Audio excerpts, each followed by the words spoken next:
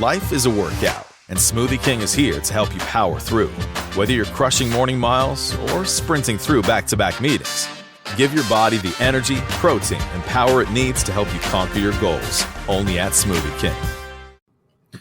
All right, here we are. Welcome back to another Wisco Fanatics Wednesday. Today is a very different type of Wednesday show. So today, the Milwaukee Brewers are about to start momentarily. So instead of joining a Brewers game in progress and trying to pay attention to that while we do our regular normal show, we are just starting when the Brewers start. So we are going to be live reacting to Mariners-Brewers Game 3 in Seattle as it happens. And then during the commercial breaks, we're going to do our regular normal weekly recaps. So you'll get to kind of hear our thoughts during the games as they are played. And then we'll get our recaps in during the commercials and we'll put it together. Instead of trying to, push this game off until next week or trying to start the show at like 6 o'clock tonight or something like that, we're just going to do it live. So we're going to hit the intro and then we're going to start the beginning of the Brewer game. Welcome to another episode of the Wisco Fanatics Show, where we cover the Packers, Bucks, Brewers, and Badgers basketball and football teams from an optimistic and realistic perspective. Wisco Fanatics is brought to you by Cardboard Legacy, Wisconsin's most complete sports card shop. Buy, sell, grade, and consign all at their location in Oshkosh.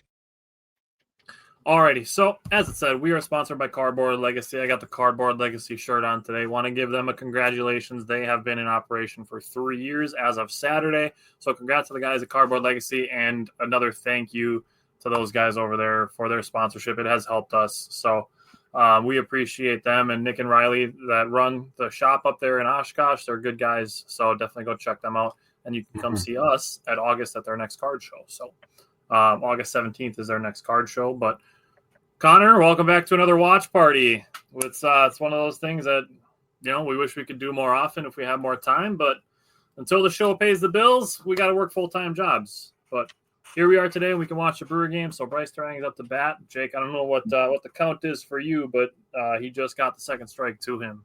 Yep, I got 0-2 as well. So we are sitting pretty good, pretty even right now. That's good.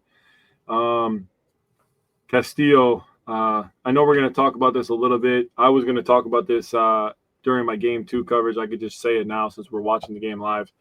I feel like the Mariners are built a lot like the Brewers. Really good pitching staff, really good defense.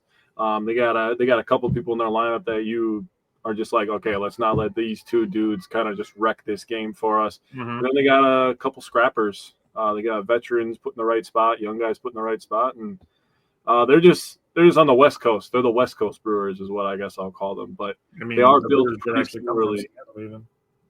And I said this in the Wisco Fanatics back room on Monday's game when the Brewers briefly took first place for a day. That still felt good. I don't care what Cubs fans say. That felt good to take that. Yep.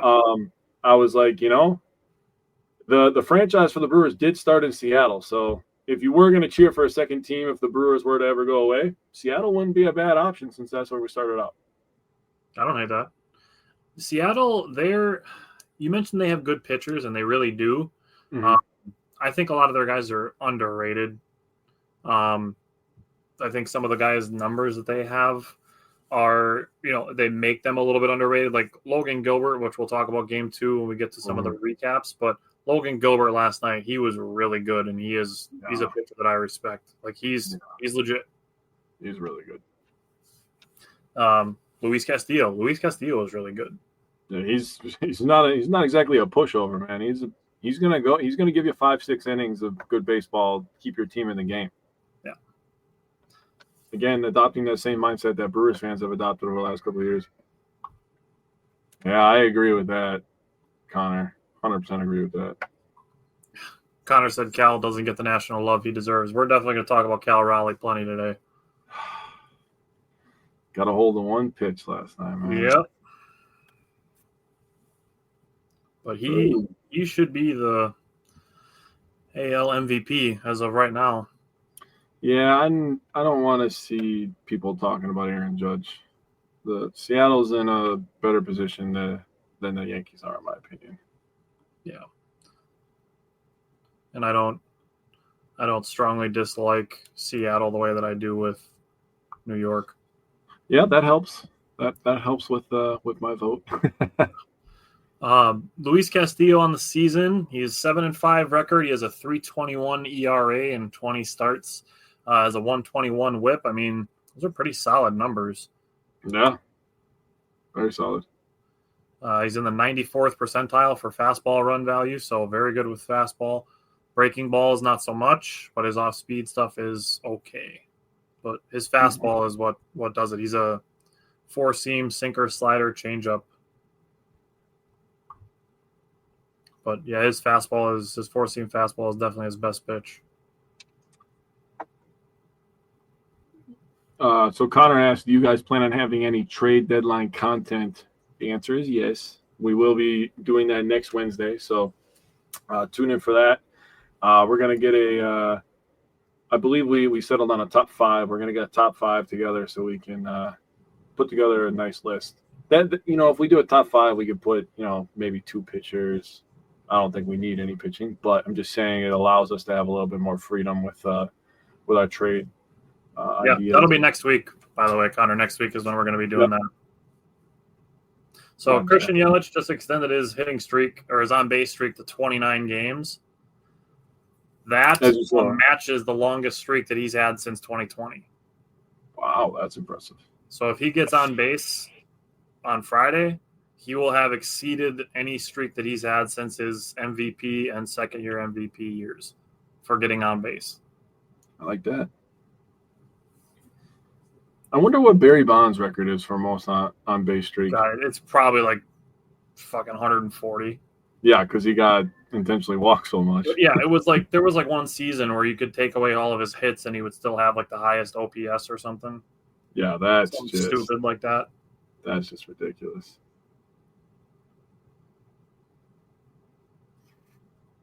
Oh yeah, come on, Jackson. Brewers have been very good lately in 2 strike counts, shortening up the swing. And Jackson Churio's hands, man. I know they've been talking about it a bunch over last week about how quick his hands are, man. But you really can't get a grasp of it unless you see it. Like we could talk about it all day, but when you see it and you compare it to other people, that's when you're like, oh shit, yeah. Yeah. Connerson, there's been a lot of smoke around a certain third baseman from Arizona. You know what? It gets to a point where I hope that the Brewers keep getting mentioned as a team that gets interested, that it forces the Cubs or the Yankees to massively overpay for him. I think he's going to go to the Yankees, bro. I think the Yankees are going to give up a ton because the third base for them is a black hole. Yeah. They could use a guy like Caleb Durbin. Dude, I was going to say it. I was like, they had a third baseman. Yeah. I'll gladly take the billion. And honestly, they have not been thrilled with Devin Williams. No. And like we don't need the extra help in the bullpen, obviously. So we can survive that. We needed the help at third base. So that was a absolute win of a trade for Matt Arnold. And Nestor Cortez could be back as early as next Wednesday or Thursday. That could, and honestly, all right, I'm going to hold off because we're going to go to a 6-man rotation, and that's just, it is what it is. Yeah, we'll have that conversation in a little bit. All right, commercial time. You want to run game 1 here? Yep. All right. So Jackson Churio struck out with Christian Yelich on first base to end the first inning. So we're going to move into our first recap. Brewers at Dodgers game 1. What stood out to you from that one? Well, obviously, first game after the All-Star break, Brewers are on fire coming into this series. Everybody's talking about it. Says like, oh, okay, maybe Milwaukee's doing it again.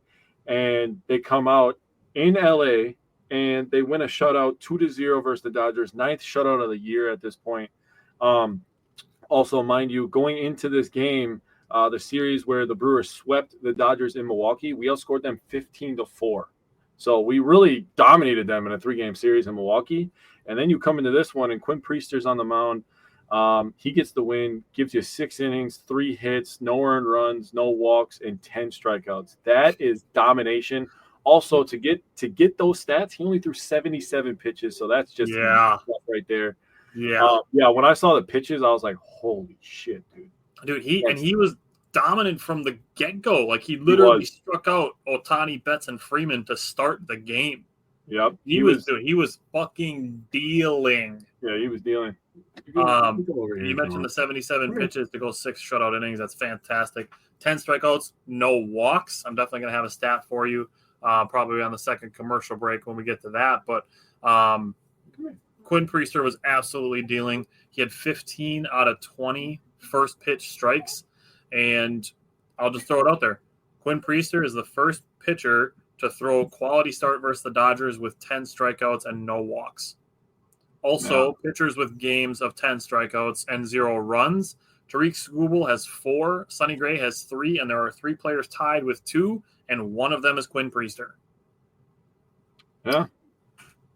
Connor said, national media, Brewers did it again. Don't know how we'll underestimate them. Next spring, we'll finish 4th in the NL Central. When will they learn? I mean, I hope eventually, but I also don't mind having kind of the underdog mentality. Yeah, honestly, I love it. They do this to Wisconsin teams all the time. I mean, they're doing it to the Bucks now coming into this season. They're going to learn. I have a really weird feeling, and we have to plan our Badger football primer. But I have a really weird feeling in my gut about the Badgers football team this year. I was reading a bunch of stuff the last couple of days, really educating myself on this Badgers football team, where they stand. I didn't get to watch Fickle. I know he met with the media today at the Big Ten Media Day out in Los Angeles. I didn't get to – was it in Los Angeles or Las Vegas? Either or. I didn't get to watch that, so I'm going to watch that later. But looking at this roster, man, I feel really good about the Badger football team. They do it to the Brewers consistently. They're doing it to the Packers to some degree, where they're picking the Bears to finish ahead of us. They're picking us to finish 4th in our division. I understand our division was good last year, but have you seen the Packers roster? The Packers roster is filthy, dude. And it's filthy. Young. And it's got good coaching. That's the thing that is consistent with all these teams is the coaching. Quinn Priester got a 1-pitch ground out for the first batter and then just struck out J-Rod on 4 pitches. So he's had 5 pitches. He threw another strike. He's been really, really good at attacking. I was going to say that with the Dodger game. He was really attacking hitters early and often, and that's what led to his efficient outing. I'm just going to – my guy Tyler Black starting at first base. Yeah, it was nice to see him get in that bat last night. I was like, yeah, Tyler Black is back. Let's go. He got on base. 7-pitch inning? Yeah, we'll take that for 9. We'll take that for 9 of those. Yeah, right? 63-pitch complete game. Yeah, so just real quickly to go over this game 1 here. I mean, Uribe, Koenig, and McGill were all fantastic in this game. Obviously, this was a barn burner of a game. Uribe with his league-leading 27th hole of the year. Koenig's up to 18 holes on the year. And McGill got his 22nd save of the season. But on the other side of things, you needed offense to win this game as well. And the offense was provided by nobody other than Caleb Durbin, who we were just talking about before with the Yankees. He got a double, his 13th double of the year that got Collins in the 5th inning, because Collins led off the 5th inning with a walk. Bowers grounded out, which moved Collins from first to second base. And then Durbin in a 2-0 count got a sinker down the middle and smacked it 108.8 miles per hour. So he got a hold of it. That was the 3rd hardest hit ball in the game. And and then he hit a home run later in the game. That was his 5th home run of the year. He hit that one 101.9. Would have been a homer in 19 of 30 ballparks. So Caleb Durbin was providing the offense, even though it was only a little bit. That's all they needed because the pitching staff was elite. Yeah, Zach, that was a great start by Priester, and so was the first game against the Dodgers. We talked about that a little bit. A couple other things that I would throw out there. William Contreras showed some catchers or athletes too by making a nice sliding catch up along their netting in the back part of their backstop. Mm-hmm. More good defense in the bottom of the 4th inning after Freddie Freeman had a 1-out double. Caleb Durbin snagged a line drive and doubled him off of second base, so that was a great job by him defensively, as well as Jake just broke down the offensive part of it. Bottom of the 7th, Admi Uribe allowed a leadoff walk and then got a fly out and a ground into a double play. He's one of those guys that some people don't necessarily trust his command, and at times it does get a little I don't even want to say erratic. It just gets a little loose. Mm-hmm. But he is one of those guys that is capable of, if he gets a guy on base, he can get a ground ball. So I trust Abner Uribe in those types of situations. But the A bullpen did their thing. Abney Uribe took a 13-pitch 7th inning. Jared Koenig took a 10-pitch 8th inning. And Trevor McGill with a 7-pitch 9th. And Isaac Collins just led off the top of the second with a single. So we're going to go back to the Brewers and Mariners game. Yes.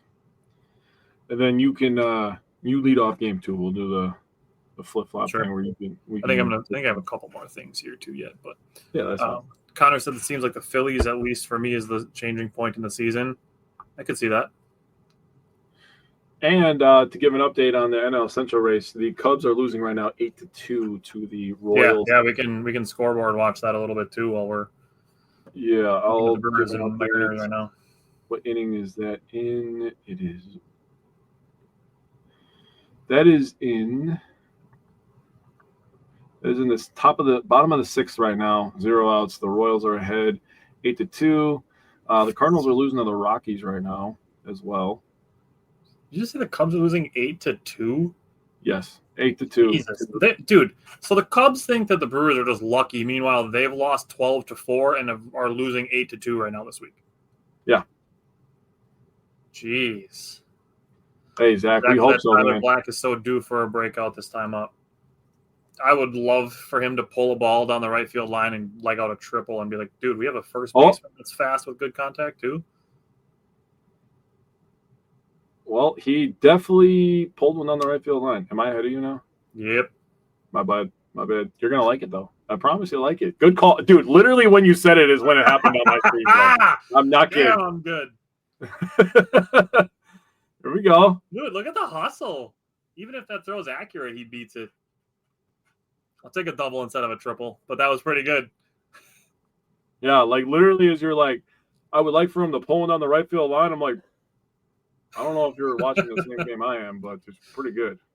He fits along so well with we've been talking about it, the drafting since 2020 of just drafting good people that are disciplined at the plate and make a lot of contact and don't strike out.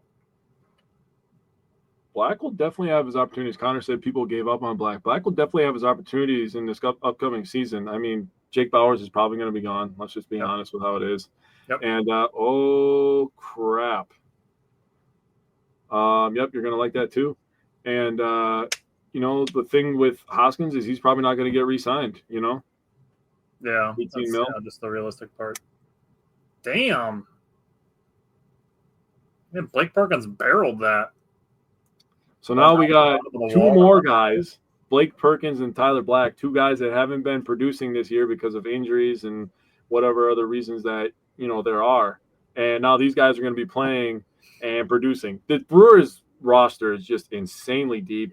And I don't know if you guys have ever seen when Javik Blake has an opportunity to come on the show. He talks all the time about the depth of this organization from top to bottom, and it is absolutely true. People that talk about the Brewers and say that they're lucky, they get this, they're summoning demons and all this stuff. Like, clearly they don't watch the Brewers and they don't understand the construction of this roster because they're so deep. It's ridiculous. Dude, all started because Isaac Collins jumps on a first pitch and then Tyler Black has a really good at bat. And I think Tyler Black is in the top 5 for plate discipline. Ooh, that was almost a crazy play. Dang.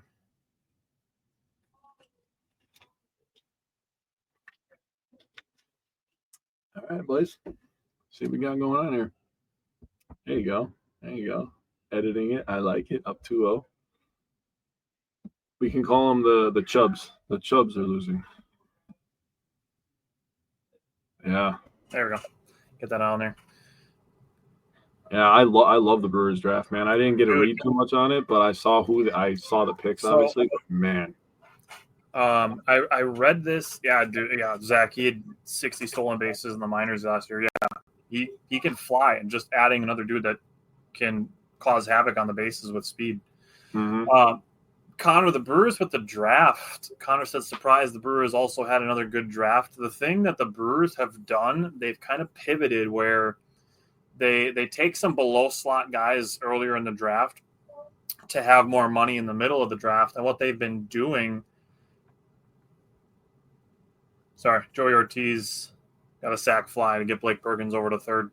The Brewers have been doing in the middle and later rounds is drafting high school guys that most other teams aren't touching because they're assumed to be accepting offers to go to college.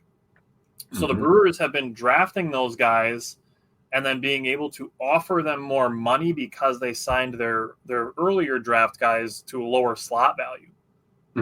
So they save their draft money for some of those middle round guys, and they can offer some of those high school guys more money, and they can develop them. They can start their development at 17, 18 years old versus getting guys out of college at 22, 23, maybe sometimes 21, and then starting their development within an organization. That's part of why the Brewers are so good at their international scouting, is because they're grabbing kids when they're 16, 17 years old from, the Dominican Republic and, like just those Latin American countries, and they're finding guys like Jackson Chourio and Jesus Mate and Luis Lara. Like, those are just guys that the Brewers are just plucking from international signings. So I'm going to read this next Connor comment. He said, Brewers are just a very well-run organization and don't get the love they deserve nationally for how well they are run. I agree to a point. I do think that we don't have the star power. And when you're trying to sell a league, you have to sell the stars. That's just how it works. That's part of why Mizorowski was an all-star. Yeah, I agree with that. The thing that they do, though, is when the Brewers are in the mix, halfway through the season during the All-Star break, we kind of force ourselves into the conversation. They do give us the love and respect that we do deserve up to that point. So I will say in July, there's been more coverage. Yeah. And rightfully so. The Brewers have earned it. They've forced themselves into the situation where, like, you're going to talk about us now because we're in this thing. We're in the conversation whether you like it or not. You projected us for, I think the Brewers were projected 82.5 wins this year. Yeah. After being projected for 78.5 last year.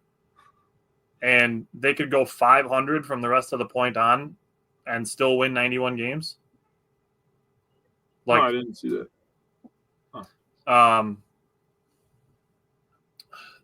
Zach said Terang is very good, but Frelick is great in this spot.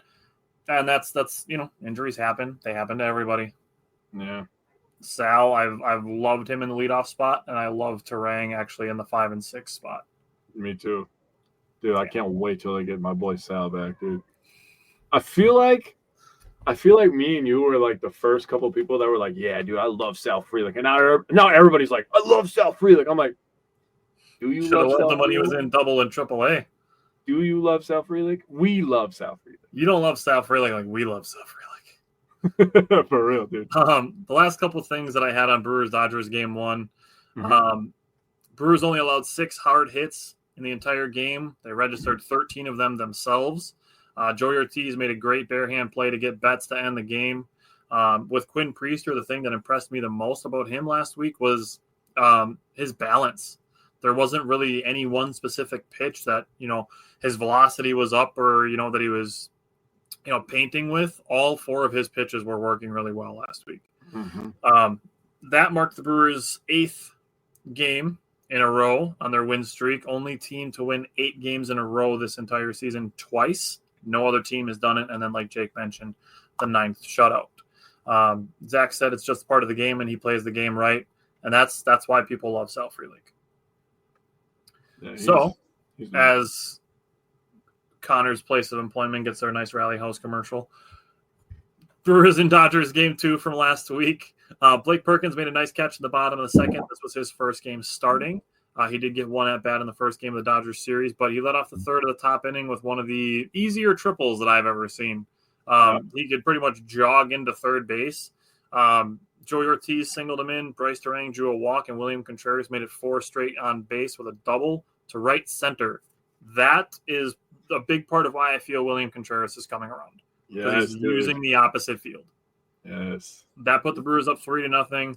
Jackson Chourio made it 5 straight to reach and extended his hitting streak on a really great at-bat. And the Brewers were off and running in game 2. So we're going to go back to Brewers and Mariners game 3, and then we will come back to Brewers and Dodgers game 2 on the next commercial.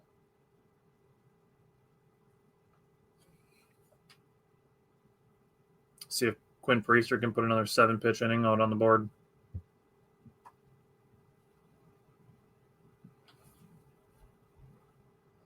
I like how the camera that they have on Sophia Minard is directly behind a bunch of the Brewers coaches that are talking. So you can barely see her face poking up. Yeah, she's tiny, man. That was a good bit. Yeah, they're... He tucked it right inside the line there. He did what he had to do there. That was a good piece of hitting.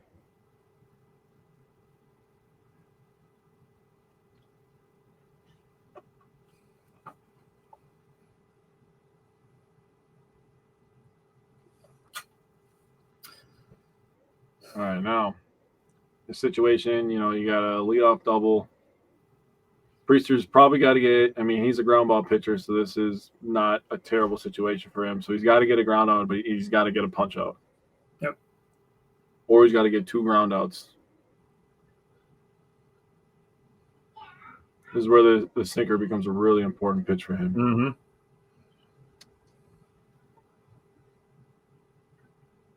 Need just enough contact on a grounder too to be able to look the runner back and then make the throw. Right.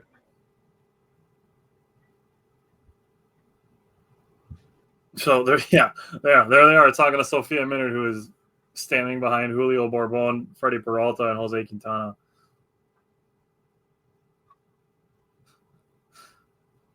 You can see like her hairline. Yeah.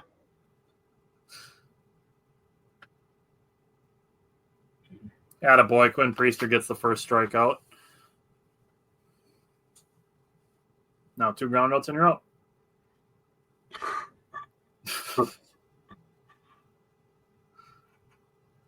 Who doesn't love Freddie Peralta? Seriously, though. Guy's awesome. He's not getting traded, by the way. We can stop that shit. Can they stop with that, dude? And of course, it's ESPN. Like, nope, can't have any good players in Wisconsin. Need to get Giannis out. Now we need to get Freddie Peralta out. Earlier in May, there was the ESPN Homer dude that said we need to trade Jackson Churio because he doesn't walk enough. Like, shut up. Honestly, Wes, I don't mind the road broadcast every once in a while, dude.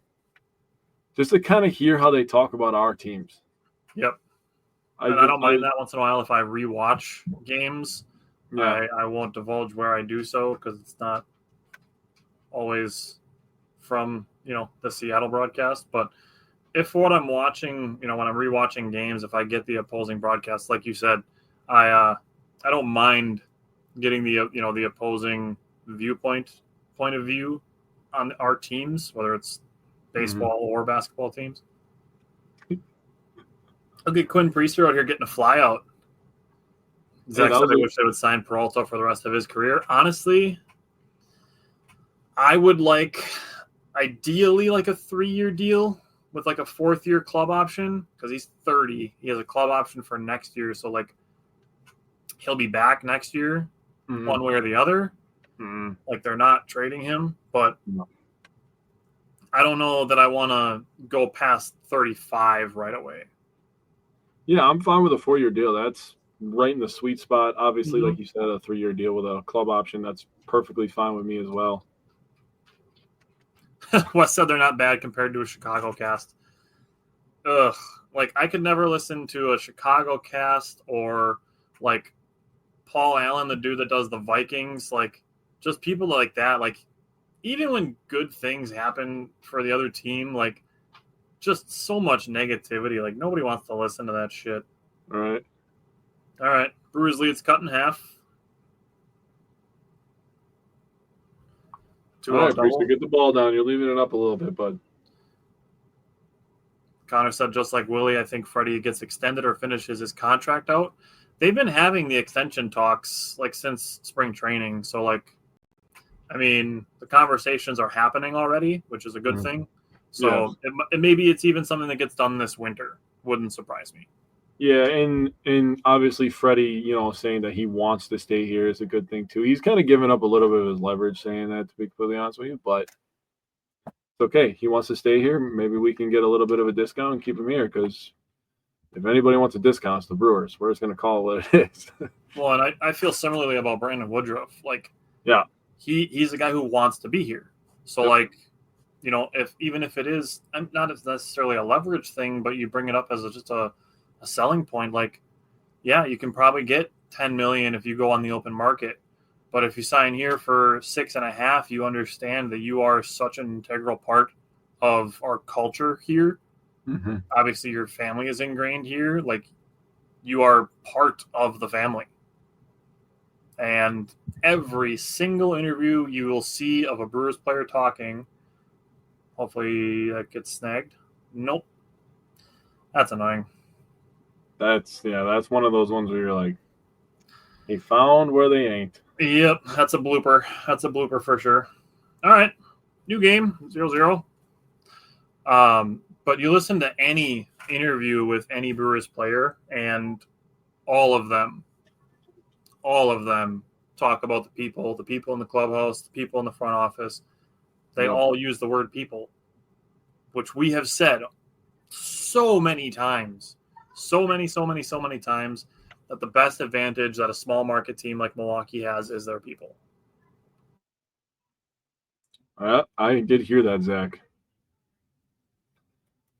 Zach said that Dodgers broadcast the other day said no one should be surprised the Brewers are good every year.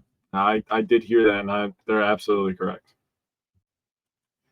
All right, come on, Preacher. Let's get out of this, bud. Yeah, that number 9 hitter is just up there hacking. He's trying to make this a 6-4 game with only one person on base. Sorry, it was an 8-pitch first inning.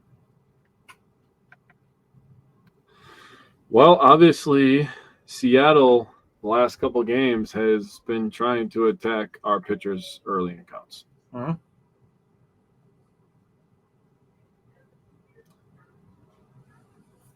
They understand that the Brewers pitching staff has some good power stuff, some good strikeout ability, so they don't want to get deep in the counts and give us advantage. They want to try to attack us early and make our defense work. Couple of hits, like you said, new ball game, middle of second, 2-2, so can't complain too much here. Alrighty, going back to Brewers and Dodgers game 2, Freddie Peralta fell behind 1-2, or actually was ahead 1-2. Count got worked back full to the number 9 hitter. That to me, seeing the number 9 hitter get walked was like blood in the water for a shark named Shohei Ohtani. Yeah. Like if Shohei Ohtani sees a number 9 hitter get walked in front of him, like he's probably like, oh, you know, fucked up now. Like, and I'm sure that's how he thinks as a competitor, obviously. Right. So first pitch, home run, made it a 4-2 game, 5 straight reach plus a wild pitch, and we were back to a tie game. Yep. So Isaac Collins had a good at-bat to give the Brewers the lead right back, leading off the 4th inning. Walked in the 6th, stole second base, and Caleb Durbin stayed hot to drive him in with a double. The Andrew Vaughn RBI streak ended on Friday, but he gets right back onto it on Saturday. He had 2 more RBI driven in. And then Joey Ortiz in the top of the 8th destroyed a baseball. Only 105 on the bat, off the bat, but 414 feet. And then the Dodgers matched it twice in the bottom of the 8th, but then a deep flyout by Ohtani versus Jared Koenig. This tied the Brewers' longest win streak since 2023 at 9. And then the 7 straight pitcher wins done by Freddie Peralta is the first time since 1992. So great things from the Brewers and Dodgers in game 2. Wes asked for any word on Salvador. He wants to start on Friday. Sal wants to start. They had him doing some BP yesterday, and then he's obviously got to do like running and sprinting and stuff. But Sal wants to be in the lineup on Friday is the goal. Connor said the worst thing is that these ESPN guys are local as well as with the Freddie and Jackets. Yeah, that is. But it's still the same parent company. It's the umbrella. It trickles down. And the thing of it is, I'm just going to piggyback real quick. Yeah.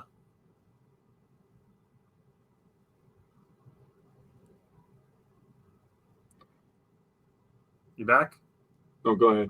Okay. I'm lagging. I was going to say the thing of it is with the Freddie and Jackson stuff and it being like a trickle down of ESPN is that it doesn't even have to be that they are suggesting that these guys get traded. It's just that if they bring up, hey, would you trade Freddie Peralta for Eugenio Suarez? That's all they have to say. They don't even have to say that they think that the Brewers should make the move. They just have to put it out there. And if they have 10,000 people calling them stupid, that's 10,000 pieces of engagement. That's all that matters is the engagement. They don't care if it's positive or negative, which is bullshit. That's the They're Skip Bayless school of bullshit. It's the ESPN and Disney school of we don't care what the engagement is if it's positive or negative. We just care about that we're getting engagement. And that's not how we operate. Yeah, like obviously people that have watched us for a while and followed our pages and followed our shows and watched our shows and talked to us in person, like we care about how the people that intake our content, we care about the way that they speak. It's kind of a low strike on Contreras for the first out of the third, but yeah, we take that pretty seriously. And obviously ESPN does not.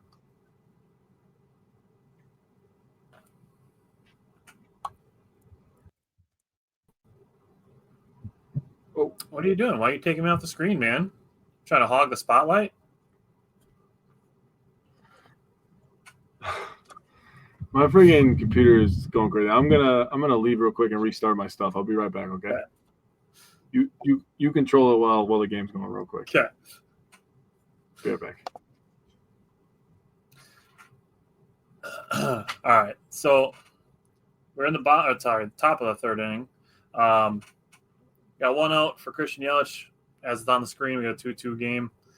Jake's computer apparently can't handle streaming a baseball game while also being live on camera. So hopefully a restart works for his computer.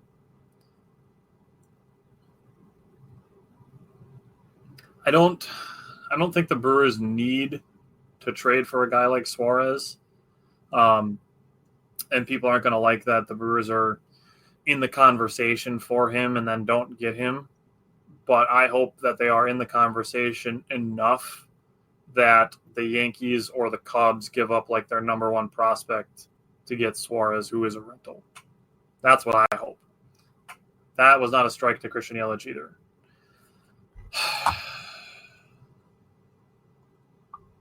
That definitely looked inside. Like a lot.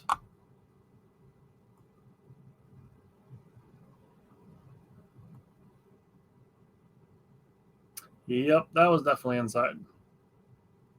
The one to Contreras looked low, but that was a strike. This pitch, I'm just gonna put it on there.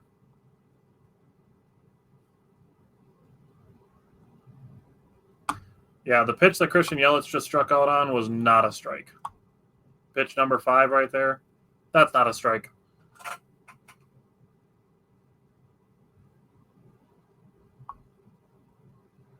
And Jackson Churio gets a broken back ground out. Well, that's annoying. Yep. I don't know if you were able to see the pitch that Christian Yelich just struck out on. It was not a strike. Yeah, I saw it. Connor said ABS cannot come sooner. I don't even need automatic balls and strikes. I don't need robo-umps. What I need is the AAA challenge rule. I need it we talked about it last week. I need it 2 years ago, realistically, but we need the AAA rule. We need it. Wes said last night, the 9th inning, the strike zone was all over the place. Last night, Isaac Collins got absolutely shafted. And I even tweeted something about it after. It's like, I'm not even mad that the Brewers' 11-game winning streak is over. I knew it. I knew they weren't going 66-0 in the second half. What I'm mad about is the fact that the umpire took the game out of the hands of the player. Yeah. We talk about this a ton, especially with basketball. But officials, let the game be decided by the players. Don't just expand your strike zone because you want to get the game over with or because you want to make a dramatic call. Just let the players decide the games, dude. Mm-hmm. Yeah. The AAA challenge rule, it takes 5 seconds for them to tap the helmet and then for them to show the Hawkeye of if it's a ball or a strike. Yep. It takes 5 seconds. They've done the research on it. It does not add a lot of time to the games. Yep. You want to give any thoughts from Brewers and Dodgers game 2 before the commercial break is over? Yeah. So real quick, I just wanted to piggyback. The funniest thing I saw tweeted after game 2 was somebody said about Andrew Vaughn. They said, even though that his Linsanity run is over with the Brewers, he's still finding a way to produce. And I was like, oh, that's pretty good. So yeah, obviously, couple homers from the Brewers, homers from Ohtani. It was a much different ball game in game 2 than game 1. Game 1 is more of a pitcher's duel. Defense shined, pitching staff shined, and then in game 2, it was just a lot of hitting, a lot of offense, and the Brewers finding a different way to win a baseball game. And that's just what they've been doing all year long, and what got them to the point where they had the best record in all of baseball. All right, so now we're in the bottom of the third, and J.P. Crawford is getting a much looser strike zone, or a tighter strike zone on Quinn Priester. Like a pretty similar low pitch that Contreras just got rung up on was called a ball for Crawford. Wes said, unlimited challenges, you get 1 per at-bat, I believe is the AAA rule. That's okay. Just like the timeout situation, I don't hate that. It's not going to make the game not last that much longer. And I believe the pitchers each get 1 challenge per at-bat as well. Okay. But it's just a simple tap on the top of the head. They check it, and we move on. It's really, I mean, with the way technology is today, you could probably figure that out pretty Dude, quickly. the way the technology's been since, 2005, before they had StatCast, they could have been doing that. Because it's the same, it's Hawkeye. It's the same technology that they determine if a ball is in or out in tennis. Yeah. It's the same exact technology.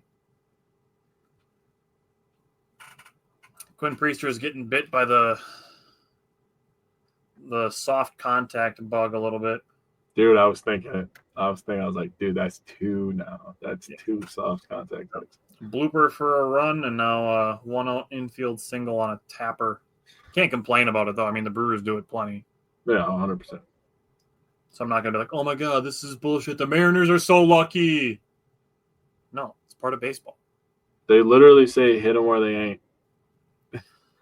The thing is the amount of Cubs fans that complain about the Brewers just being lucky, I guarantee you have not watched a single minute of Brewers baseball.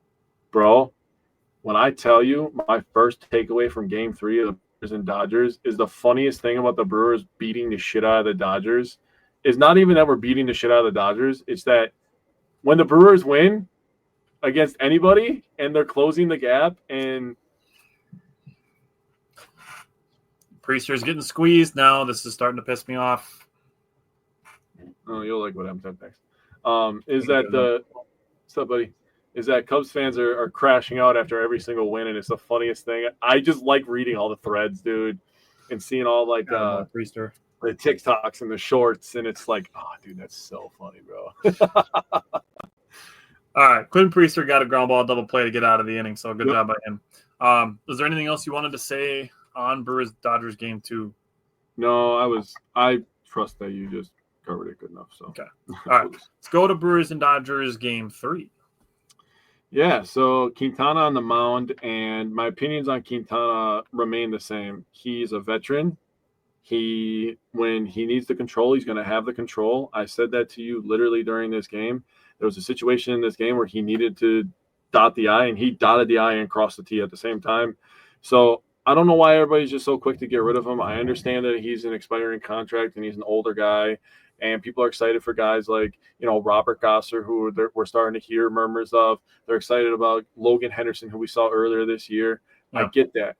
But we're going to have a discussion here shortly about another young pitcher that's getting a lot of talk. Mm-hmm. And the Brewers aren't just going to just throw these guys out there and just have them throw 190 innings. Right. They're not going to do that. There's a reason that they have depth. Is because they control their pitch counts. We'll have bullpen days, and we're going to have that discussion.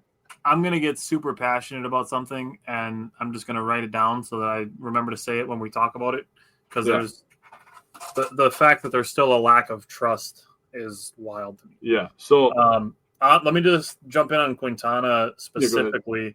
He started the game off with a 3-pitch strike of Betts and Ohtani. Mm-hmm. Both offenses were quiet until the bottom of the third inning. Quintana gave up a double, a ground out, and a sac fly by the 7, 8, 9 hitters to create a run.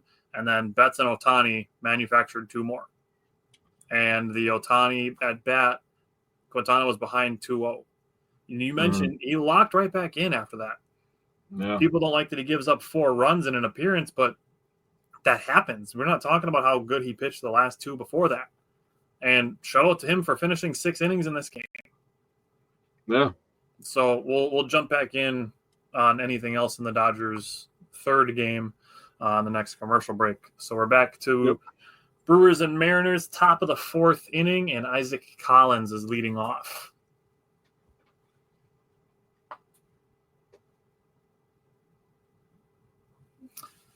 Connor said, if you had to trade Cortez or Jose, to be clear, we should not trade either. But if it's one or the other, I'm definitely trading Cortez. Yeah, I think. Yeah, I was gonna say. I think Tyler knows pretty clearly where I stand on this. Yeah. I mean, Quintana is the healthier one right now, but I also think he is the more experienced guy for sure. Obviously, because he's older, but I would trust Quintana more to start a playoff game than I would Cortez. Yeah, and it may be a little bit of recency bias, but Cortez in the World Series last year, he got shelled, which happens obviously when you're playing this offense in baseball. Right, and the one start that we saw him for the Brewers, I mean. Well, he had 2. One was really bad and one was really good, and then he got hurt. Yeah, you're right. So Isaac Collins hit a ground ball at the middle, and Crawford just pulled his glove up too soon. So that is lucky. But that does not make the Brewers' entire season lucky because of one error. Got to make it hurt now, though. What are we supposed to do about that? We can't control what that guy does. No, teams only make errors when they play the Brewers. Apparently. They don't make errors against any other teams. Tell you what, Cubs fans are going to be big-time Mariners fans today. They've never cheered for Seattle harder. Yeah, I got to see when it comes across the bottom again to check the Cubs score. I haven't looked yet. Hey, get over to second base. Nice. Wild pitch to Collins to get to second base. All right, Perkins. Just like last time, baby. Just right up the middle.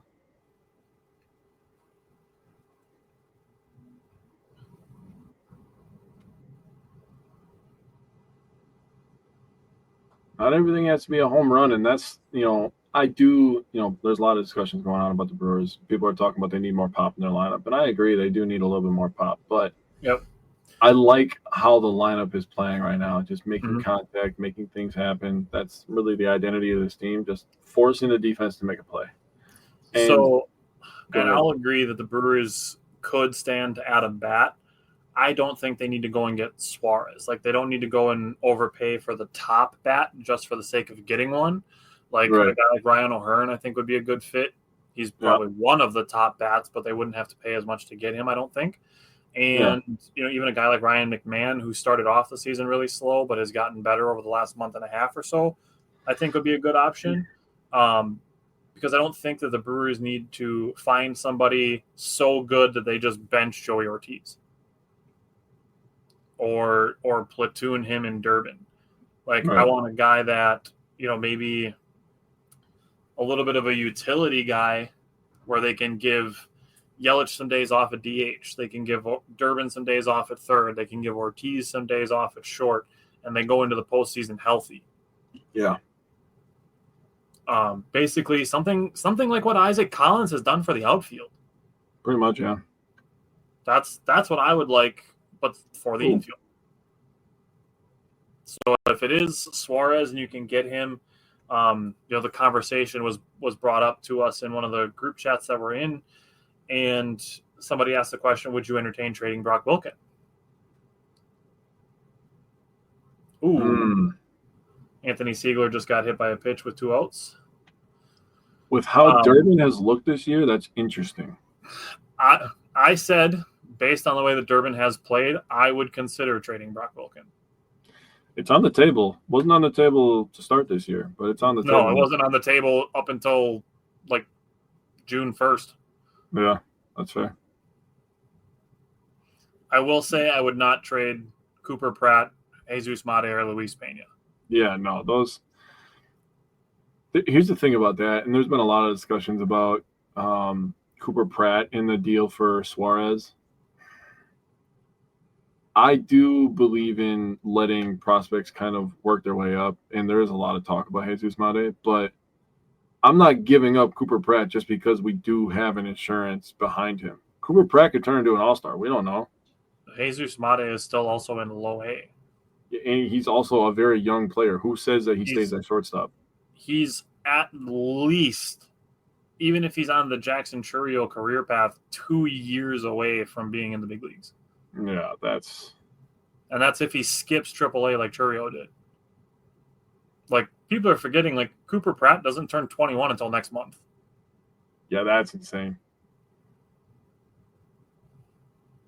All right, what does Joey Ortiz do right here?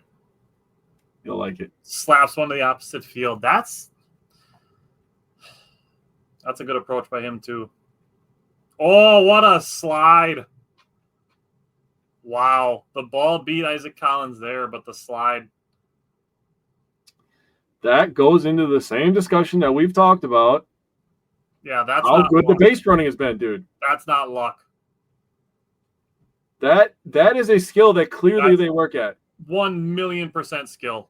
That's like the Badgers basketball team was really good at free throws last year, and everybody's like, "Oh, they're free throw merchants. Stop fouling us, then." Dude, base running is absolutely a skill. And one of the things that I've said with people saying, like the Cubs fans saying, like, "Oh, the Brewers are just lucky," it's not even that it's luck. It's that Cubs fans don't understand that there's all these statistics out there and metrics, and the Brewers aren't like number one in really anything. Mm-hmm. I think they're like second or third in base running value, but outside of base running, there's nothing that the Brewers like hang their hat on. Like, this is how we win, which is what makes them dangerous, which is how they won against the Dodgers. We're going to talk about it. So that's another thing that Cubs fans just can't handle, is that the Brewers can win games in multiple ways. And because they don't watch Brewers games unless they're playing the Cubs, they don't understand that the Brewers can win in multiple ways. Right. And yes, Wes, that was a close one, but that was a great slide by Isaac Collins to just tap his hand on the plate. Now we're a base hit from Bryce Durang. This thing being broke open a little bit, in my opinion. I think Priester's going to lock in now. A Bryce Durang single to right field would definitely give some comfort.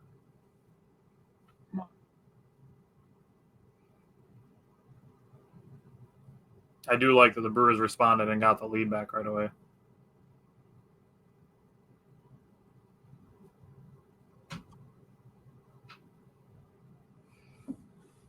All right. 2-strike hit here would be super clutch too.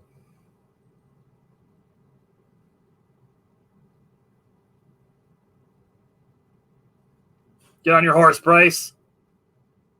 No play. Love that. There we got our tapper back. Yep. That's the thing, man. Dude, hey, that's what you get by watching us. We just said it. Can't be mad about tappers because the Brewers do them. Bang, tapper, run. Can't be mad about it if it happens to us because it happens by us a lot. But that's the thing. Let's say an error happens on this play because the third baseman rushes. It's because Bryce Durang is fast as hell, and the only way to get him is to rush. That's why there's not even a throw there. Yep. Because then you're going to give up another run guaranteed. Yeah, exactly.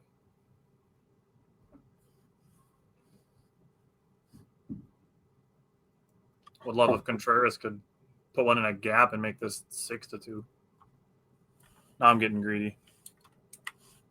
But the Brewers put up a bunch of crooked innings. They are pretty good at that. You'll have to update Spoiler that. alert. Get through. That boy, William.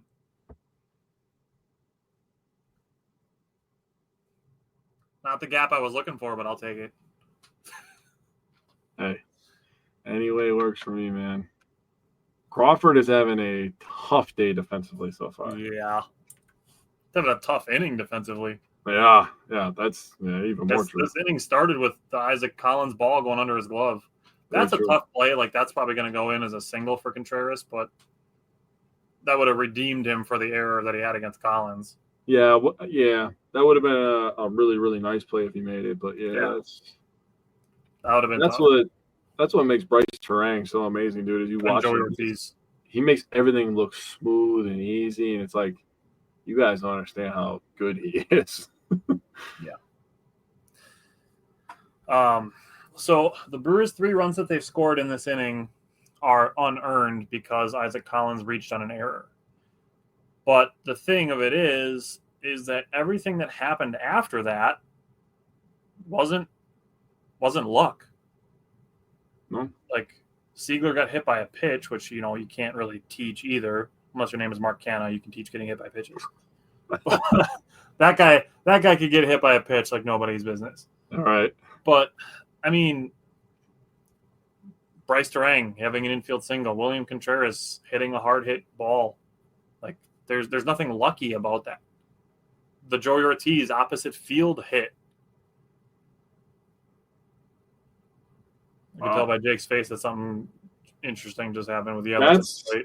That's shocking to me.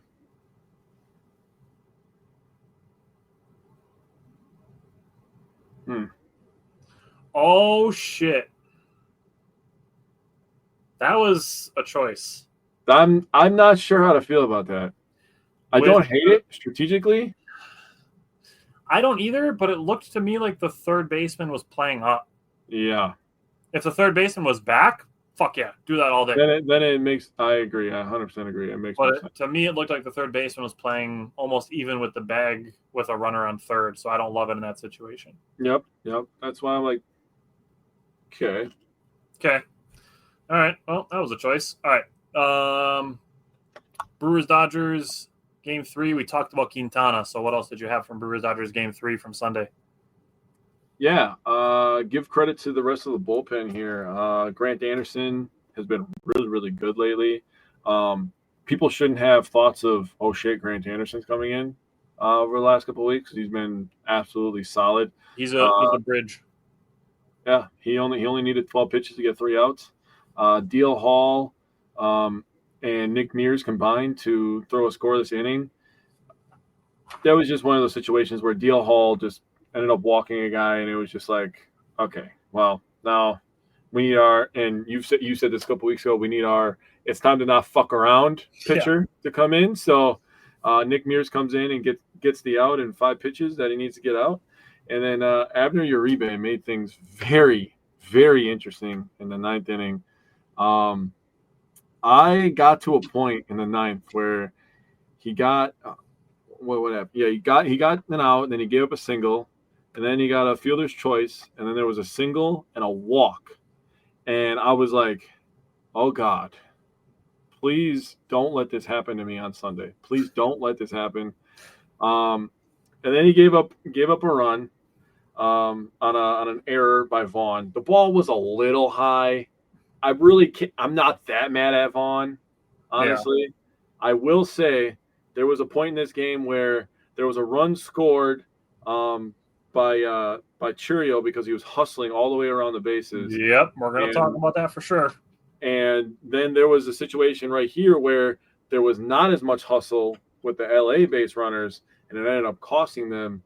And then, Betts ends up lining up to get the final out of the game, and, Uribe gets to celebrate. We all get to celebrate. We sweep the Dodgers.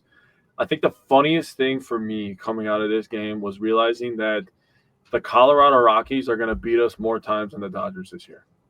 That is absolutely hilarious. But that's exactly. That's one of those. What? That's the thing. Would you feel better if the Brewers swept all of their games against the Rockies, but went 3-3 against the Dodgers? Or do you feel better against losing a game to the Rockies here and there, or losing a game to the White Sox after you beat them the first 2 games of a series and then go 6-0 against the Dodgers. Yeah, see? I know my answer. I know my answer You know, too. the narrative is that you lose to a bad team once in a while, which you have to be able to take in stride because none of those teams are winning 0 games. But otherwise, you end up kind of like how the Packers were, where they didn't beat any of the teams in their division except for the Bears once, but they beat everybody else. Yeah. So I'd rather, mix in the occasional loss to a bad team, especially in a season with 162 games, and then beat the hell out of a really good team, the defending champions. Mm-hmm. Same with like sweeping the Phillies in Philadelphia or sweeping the Twins in Minnesota. Yeah, I'll drop a game to the Orioles here or there. Yeah.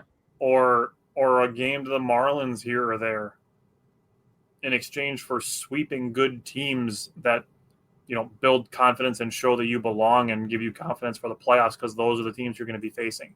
You don't have to be afraid of the Rockies in the playoffs. No. But the Dodgers have to be afraid of us. And I guarantee you they are. The Dodgers do not want any part of the Brewers in the playoffs. No, they don't. And, what do they always point to with teams, that are going into the playoffs? They always point to a couple things. Road record and the record versus over 500. And the Brewers so far are phenomenal in both those categories up to this point. They've been on fire on the road lately. Yeah. And spoiler alert, number 1 in record against teams over 500. Yep. But that's lucky. That's a good thing to be number 1 in, by the way. That's you a can great miss me with the Wool Bacon. We're 23rd in Wool Bacon. I had a pretty funny one the other day, I thought. I can't wait to wake up and see that the Brewers are in first place in the league, but Cubs fans say they're lucky because their expected Digimon is low. It is funny. Quinn Priester got 2 pretty quick outs for the bottom. He's going to lock in now, dude. Oof. And then threw a nasty slider for strike 1 against Garver. That to me is my favorite thing as far as momentum is concerned. You put a 3 spot up in the top of the inning or, in the bottom of the inning, and then the next half inning, you just come out and go 1, 2, 3 against your opponent. That's how you suck the air out of a building. That is the definition of a momentum swing in baseball. Ooh, good frame, Contreras. About time we get a wide strike. And then he's bitching about it, dude. I mean, it wasn't a strike, but the Brewers have been called on it at least 2 or 3 times already. So I'm not going to be feeling sorry for him.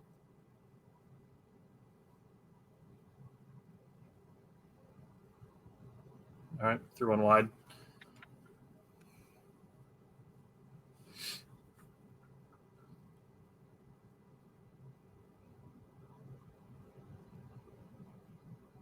Threw another 1 wide. Threw 1 really, really nasty slider and then yanked a couple of them. 3-2 pitch with 2 outs. Take a nice rollover ground out to Anthony Siegler.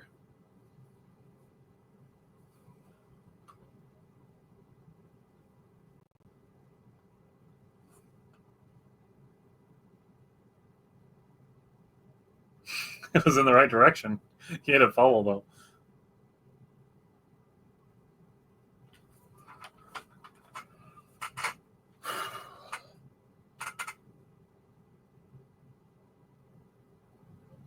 All right, another foul ball. This was a really quick inning for Priester until Garver decided he was going to hit a bunch of foul balls. There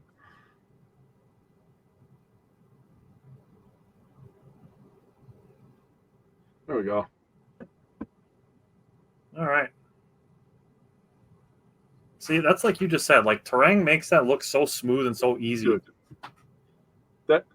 That's this thing about these athletes that are so good, man. I've said it about Giannis. I've said it about Aaron Rodgers. When Rodgers throws a ball, he throws it 45 yards on the run, and people go outside and they're like, "Oh, I could do that." No, you can't. No, you're you missing your target by 17 feet. Yeah. Now I want you to add a 295-pound man running 17 and a half miles per hour trying to rip your throat out of your eyeballs. at the same time while you make that throw. It's not happening. It's impossible. Did you have anything else you wanted to say about Brewers-Dodgers Game 3 from Sunday? I let out a thunderous scream after we got the final out. That's the last thing I have written down. I was at dinner with my family during this game. Oh, So wow. I was watching this on my phone and like talking to my wife's aunt and having conversations with her and stuff like that. And then kind of doing these and looking at the TV and doing some silent fist pumps. Yeah. Can't do any yes, like Right. just doing the silent fist pump, just squeezing it tight. Brewers had 2 1-out singles in the first inning, didn't get any runs out of it. Top of the fourth with 2 outs after an Andrew Vaughn leadoff walk. Blake Perkins singled a run in with 2 strikes on an error forced by speed, in my opinion. Mm-hmm. And then Andre Monasterio singled in Blake Perkins, also with 2 strikes. Mm-hmm.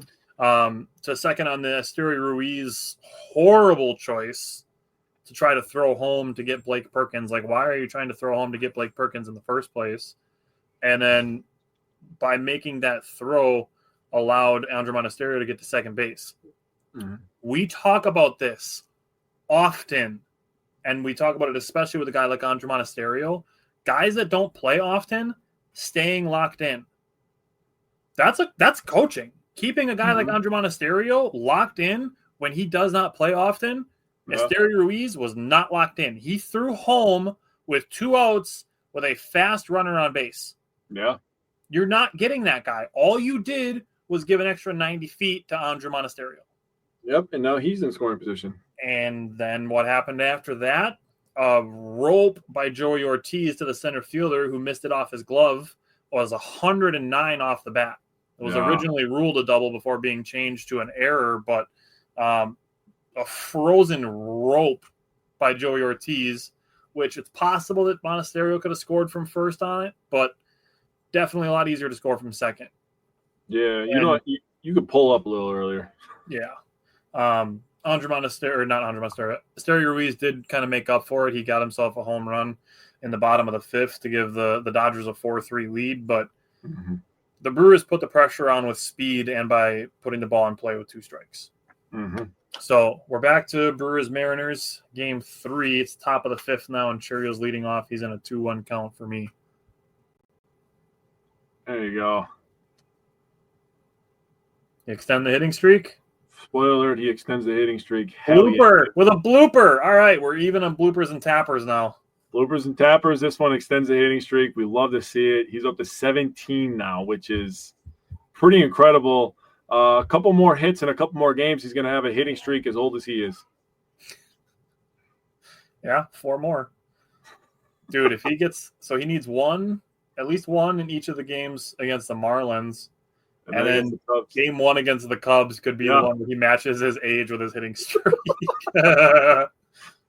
Dude, the script is writing itself at this point. It really is. Let's go. Come on, Collins. Love to see Churrio take off for second here. Up by 3. I'm okay with being a little extra aggressive on the bases to get this to a non-save situation. That's fair. I was going to say I want to see Collins hit one in the gap. I want to see Churrio run. It's also valid. Cubs are down 8-4 in the top of the 9th. What's that? Cubs are down 8-4 in the top of the 9th. I'm just going to. Okay. Hey, good rip, Collins. Solid single right back up the middle. Yeah, we'll take that too. Great piece of hitting. Great line drive. Now the Brewers are starting to get pretty good contact on Castillo last couple innings here. All right, I agree. That's a good idea. All right. Bottom of the 9th.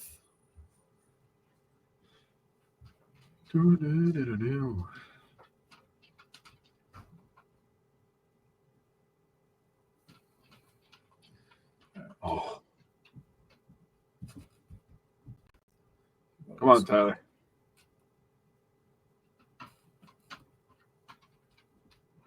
There we go. Got the Cubs score up for the bottom of the ninth there. All right. My guy TB.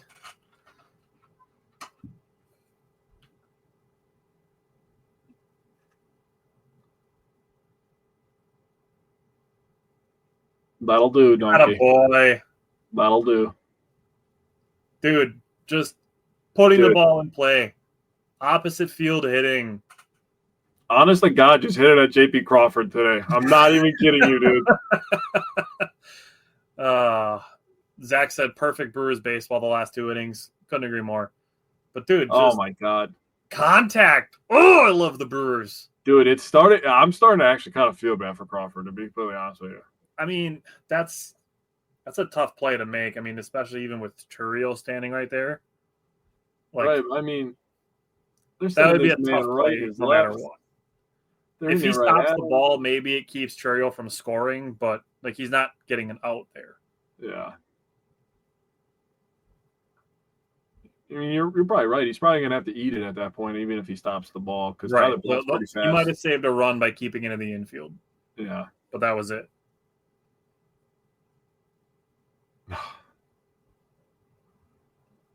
Yeah, Zach said he's having a rough day. He is, but JP Crawford is having a day like I had a night last night, man. I couldn't sleep at all, bro. I got 3 hours of sleep last night, man. I got 5, a little less than 5.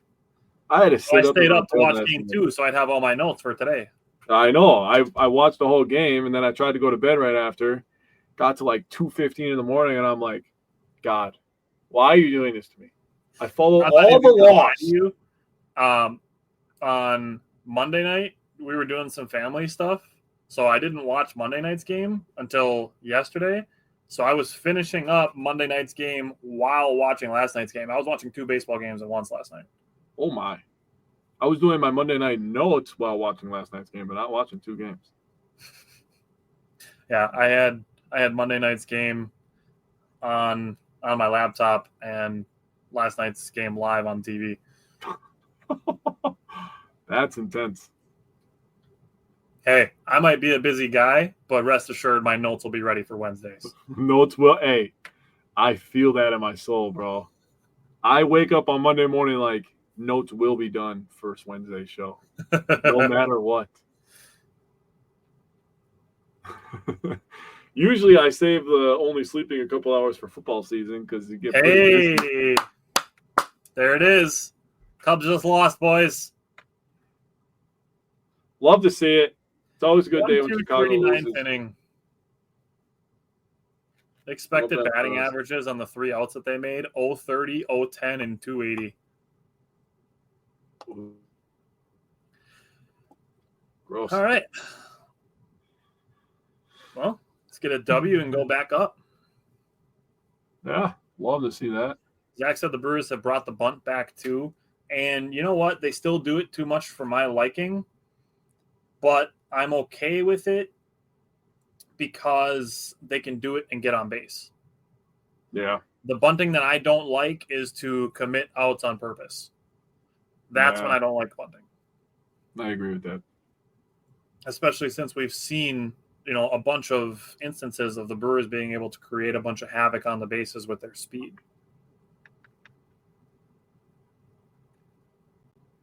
That's a bummer for Siegler. So Siegler grounded into a double play to end the top of the 5th inning, and we can get back to discussing Brewers-Dodgers Game 3 from Sunday. Yep. So Brewers got 2 one-out base runners in the top of the 5th to get Kershaw out of the game. Didn't score any runs, though. Top of the 6th, the Brewers completely sucked the air out of Dodger Stadium. Joey Ortiz had a one-out double. An Eric Haas single ties the game at 4. Jackson Churriel singles off the pitcher's shin, and it rolls into right field. Then he stole second. Andrew Vaughn drew a walk to load the bases, and Isaac Collins batting 4th. Isaac Collins got put in the cleanup spot by Pat Murphy and came through with a clutch hit with 2 strikes. Yes. Life is a workout, and Smoothie King is here to help you power through. Whether you're grinding out bicep curls or muscling the couch across the living room, crushing morning miles, or sprinting through back-to-back meetings. Smoothie King has fuel to help you maximize your workouts, own your recovery, and elevate your game. Give your body the energy, protein, and power it needs with a lineup of delicious smoothies made to help you conquer your goals. Only at Smoothie King. 2-strike, 2-out hit with the bases loaded. Super clutch by Isaac Collins.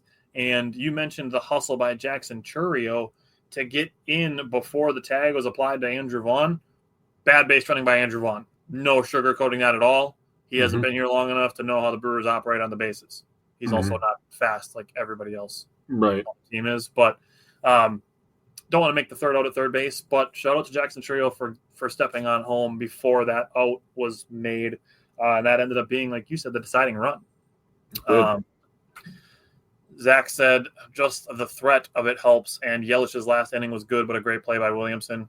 And that's a little bit of situational awareness on that bunt by Yelich because it looked like the third baseman was playing even with the bag.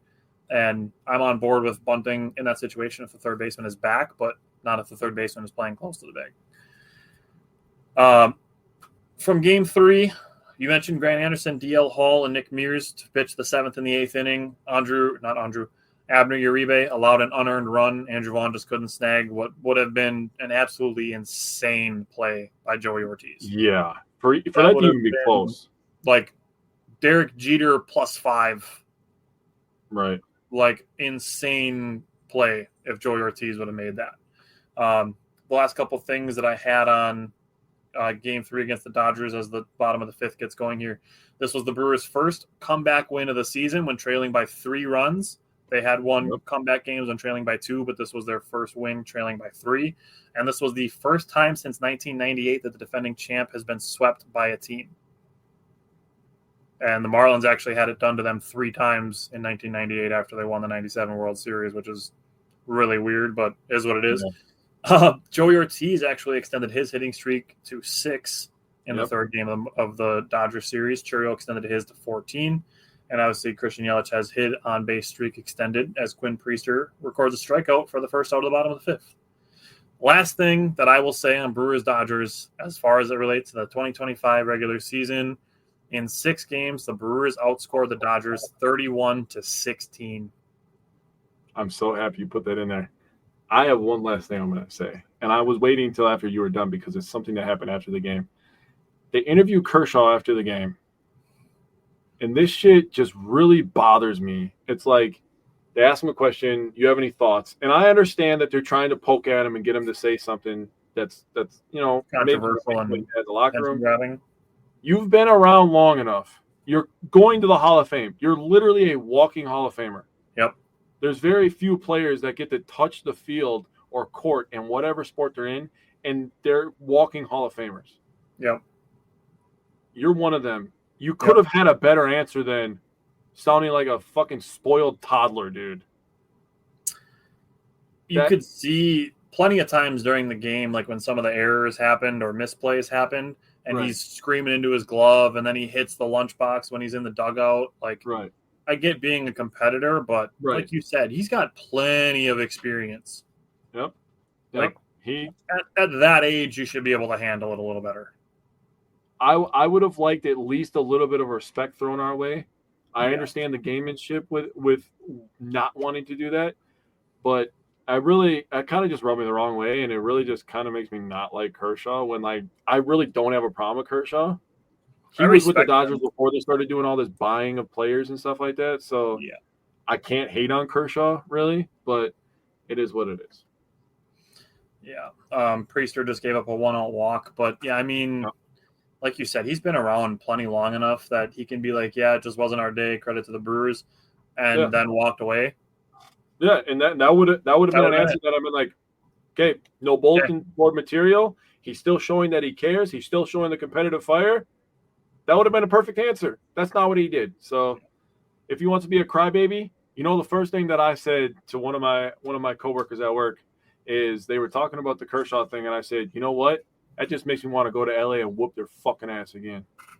Well, they might have to come to Milwaukee at the rate we're going. Shit, man, you ain't wrong. I don't care. Wherever we see them, I want to whoop their ass again. Oh, all right. So now that there's one out in the bottom of the fifth, Priester's getting squeezed now.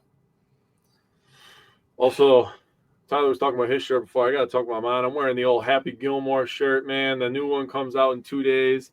I'm so freaking stoked for this movie, man. I don't know if I've been excited for a movie since, honestly, a Marvel movie probably came out. Hey, Priester, Trust what the bang! doctor ordered, baby. Yes. Love to see Dude, it. both That of was the times that he got squeezed in this game, he got a double play to get out of it. Love that. Love it. Priester's a dog.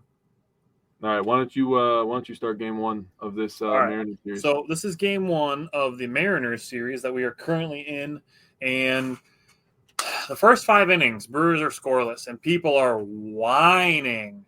Offense is trash. We need a bat. And then they explode for 4 runs in the 6th inning. And they score 6 total. Yeah. We've talked about it today already. This game shows the Brewers score in bunches, which is, honestly, I would say I would rather score 4 runs in an inning than to score 1 in the first and 1 in the second and 2 in the 5th and 1 in the 8th. Like, that makes me feel like, okay, the Brewers can, get some guys on base and they can get a run in, but no big innings. Mm-hmm. The big innings to me are much more energy and more momentum building than 1 run here, 2 runs there, 1 run there, 2 runs there. Right. Like, I would rather have 6 straight guys get on base and the other team just be demoralized by that when you cap it with a 2-run home run after they just saw 3 guys go around the bases than to hit a solo shot in the first and then, get a double and a single or, a double, a stolen base, and a stolen base and a sac fly to get a run. Like, you need those kind of grinding insurance runs sometimes, but the big innings are so much more damaging to the opponent's momentum. Mm-hmm. Wes said a big inning can cripple a defense. That's a great point. That's Dodgers game 3 is what they did with that. And Zach said especially on the road. Exactly. I strongly agree with both of you guys. That's really good stuff on that. We'll pick back up with Monday night's game in the next half inning. So we're going into the top of the 6th for the Brewers. Oh, that Brewers-Cubs series. I'm not even going to lie. Like, Cubs fans are annoying, but I respect their players, just not their franchise or any of the things that their people stand for. Dude. That's going to be a great baseball series. Did you see that stuff with PCA the last couple of days? I've seen some stuff with it. I've honestly been trying to see less of stuff relating to the Cubs. Yeah, he went up to that kid's lemonade stand because he was trying to make enough money to get the same haircut as PCA, and then PCA gave him the money. I was like, God damn it! Don't be a good person. Yeah, right. Stop making me like you as a person. Don't. And then you're good. Like, I'm not gonna lie, he's a good player. Like, he's fast. He's not an MVP, but he's really good. He is very good. Dude, don't fucking be a good person off the field. Then I have to be like, God damn it, now I respect you. Yeah. Because that's the most important thing, dude, is like, obviously coming from where we come from, dude, we're from Wisconsin. We're from small town Wisconsin. We really appreciate the people that are down there, the athletes that kind of see us as equals, and we see them as equals, I mean, yeah, they're like super crazy athletic or, whatever skill that they may have. They're all millionaires.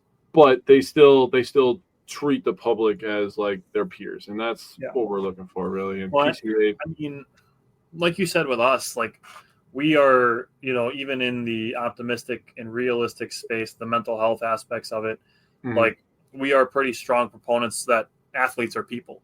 Yeah. We had the conversation with Damian Lillard last week that, off the court stuff can affect your on the court stuff. Yeah. And athletes are people, and none of them are immune to outside of, their job stuff affecting their jobs. Mm-hmm. So, we are pretty sympathetic to that, and we do like to show respect where it's due. Like, I remember, I think it was 2 years ago, like KJ Osborne, a wide receiver for the Vikings, like saved somebody from a burning car. Like, yes, we will share that. I don't care that it was a Minnesota person. In fact, that's more power to him. Like, that's an excellent thing to do. Like, if people from our rivals are doing good things, like we're not going to be like, oh yeah, but beat the Packers. Like that's dumb. It's a waste of energy. That literally doesn't matter in that moment where he had to turn into a hero, a real life hero. Yeah. You know, we shared a video of Justin Fields a couple years ago. You shared that video of Justin Fields. That's a good one too. Signing a bunch of stuff for a little kid, and you just seeing, the look on that kid's face, just like, damn, man, that has to be a euphoric feeling for an athlete, dude. Just having a kid like look up to you that much, because you remember being a kid and being like, man, if Michael Redd would have came up to me as a child, like I don't know if I would have knew words to come out of my mouth. Like I would have just been like, Michael, it would have been insane. Yeah, I got to see Michael Redd face to face when I was a kid, and like he was kind of walking by and high fiving everybody, and like tapping us on the head and stuff, and it's like that was Michael Redd. Like, yeah, dude, like seriously, right? Yeah, here comes the Brewers again. Yep, here are the Brewers, 2-1 out singles, Terang to the opposite field, and then Contreras up the middle. Yep, I agree with you. Let's make this a non-save situation. Let's get a couple runs here, and it's 6-2, so it's close to becoming a save situation again. I would love to break this open, make it a 9-2 game, and just have DL Hall finish the last 3 innings of this one. That would be perfect going into an off day. Yeah, with the Marlins coming to town, Marlins are scuffling. So I mean, we can toss that up there for the what's next. The Brewers are off tomorrow, and then they play Friday through Sunday at home against the Marlins, and then Monday through Wednesday against the Cubs. So we'll have 6 games again next week. Yeah, that's a good point, Zach. I mean, AJ Dillon, we've talked about that a bunch. Zach, I know that you're pretty new here, but just so you're aware, during Packer season, we do our Packers episodes on Tuesday nights at 8 o'clock. So we recap the game that happened a couple days prior to that, or a day prior when they play on Monday night. And then we preview the next week's game on Tuesday nights. And then we still have our Wednesday shows where we still talk, Brewers, Bucks, or Badgers, whatever season is on. Oh, sheesh. Yeah, Connor actually saw that. Connor said, agreed, ESPN did a doc on a Vikings fan who had cancer. Got to meet Jefferson. That warmed my heart to see. Yeah, his brother was involved in that. I woke up, I believe I saw that on Saturday morning. It was either Saturday or Sunday morning, and nobody else in my house was up. And then my girlfriend comes downstairs and my daughter, and I'm just like wiping tears off my face. It's like, what's wrong? And I'm like, I just saw the saddest shit of all time, dude. Like it really puts you perspective in your life when you see stuff like that and you're complaining about small problems. Yeah, I'll throw another thing out there too, is like tons of flooding and stuff in Texas. It's awful. And the Vikings made a $500,000 donation.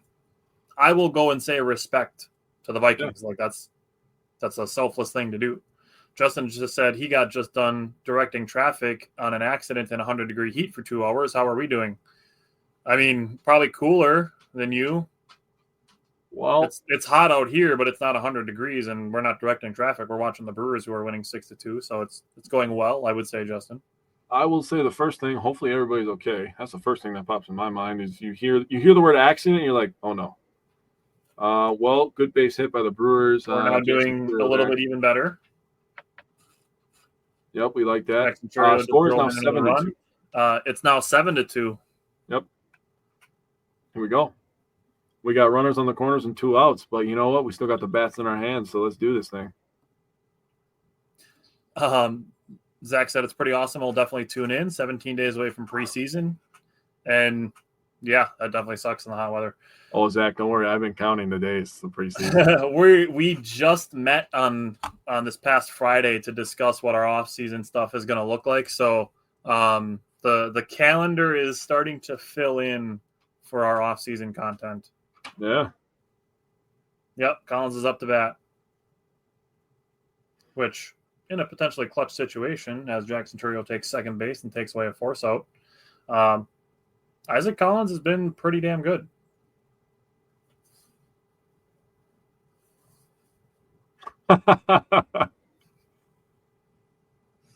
Love that. So the thing about all right, that was good contact. Decent poke, but all right. The thing about the Packers is I know that they always happen around my birthday, so that's literally the only reason at this point at my grandpa advanced age that I look forward to my birthday is because I know that the Packers and the Badgers football start very close to my birthday. All right, I'm going to jump back into where I was on the game one against the Mariners. Brandon Woodruff pitched a 4-pitch first inning, was awesome. If he gives you 6 innings, I don't give a shit how many pitches he throws, at least until late September and October. Yep. We're going to have this conversation when we get to last night's game with Mizorowski, and then we'll do that separately. But Brandon Woodruff, I said it to you, I'm like, I feel like he's going to throw a complete game at some point this season. Like the way that his pitch mix is so good, mixing up the variations of his fastball and his off-speed stuff, which just makes his four-seam fastballs play so much better. It's so effective.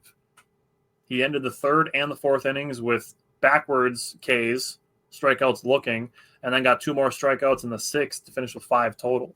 Brandon Woodruff was fantastic on Monday. Mm-hmm. Christian Yelich extended his on-base streak with an RBI single in the top of the 6th, and he scored on Jackson Chourio, extending his hit streak to 15 with an off-the-wall double and good hustle. Isaac Collins single made it 4-0 for the Brewers.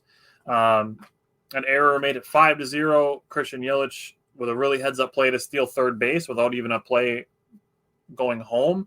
That's just heads-up base running. That is a skill. That's not luck. That's a skill. And after that, Isaac Collins, Jackson Chourio makes it 6-0. That whole sequence, that's not luck. What I would call that, it's not luck, that's pressure. Yeah. So that's what I'm going to start saying. It's not luck, it's pressure. I like that. Other teams making errors because they're rushing to try to get guys who are fast. That's not luck, that's pressure. Bottom of the 8th, Joey Ortiz made an insane play to preserve the shutout. That was awesome. And Joey Ortiz also extended his hitting streak to 7. So all the streaks got extended up to and including the winning streak, which got us to last night. And we will talk about Jake's thoughts on game 1 on the next commercial break. But we are now back into Brewers Mariners. It's the bottom of the 6th, and Priester is back out there with 71 pitches. Yes. Justin asked if Chourio had a hit today. He has 2 hits today. Yep, Zach said Chourio has 2 hits today. He's got a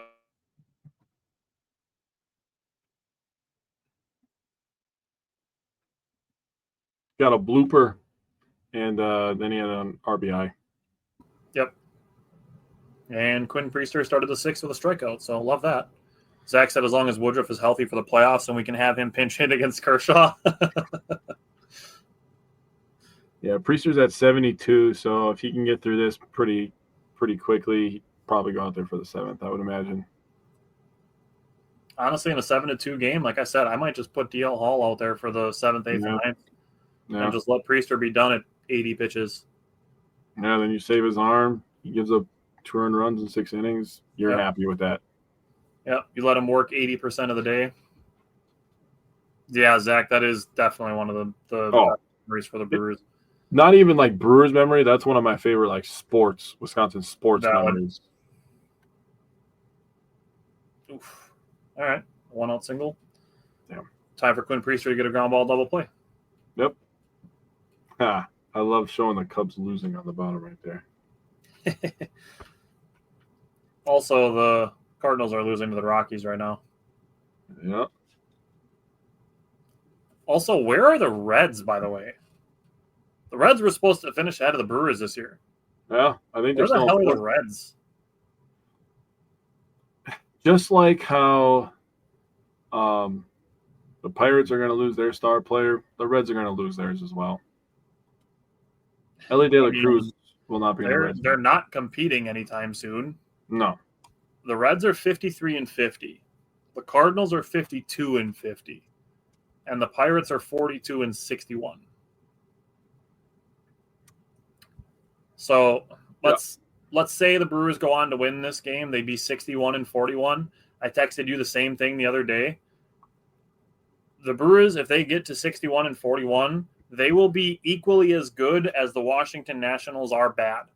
Yep. The Washington Nationals are 41-61. The Brewers would have the inverse of their record. So anything you think about how bad the Washington Nationals are, that's how good the Brewers are.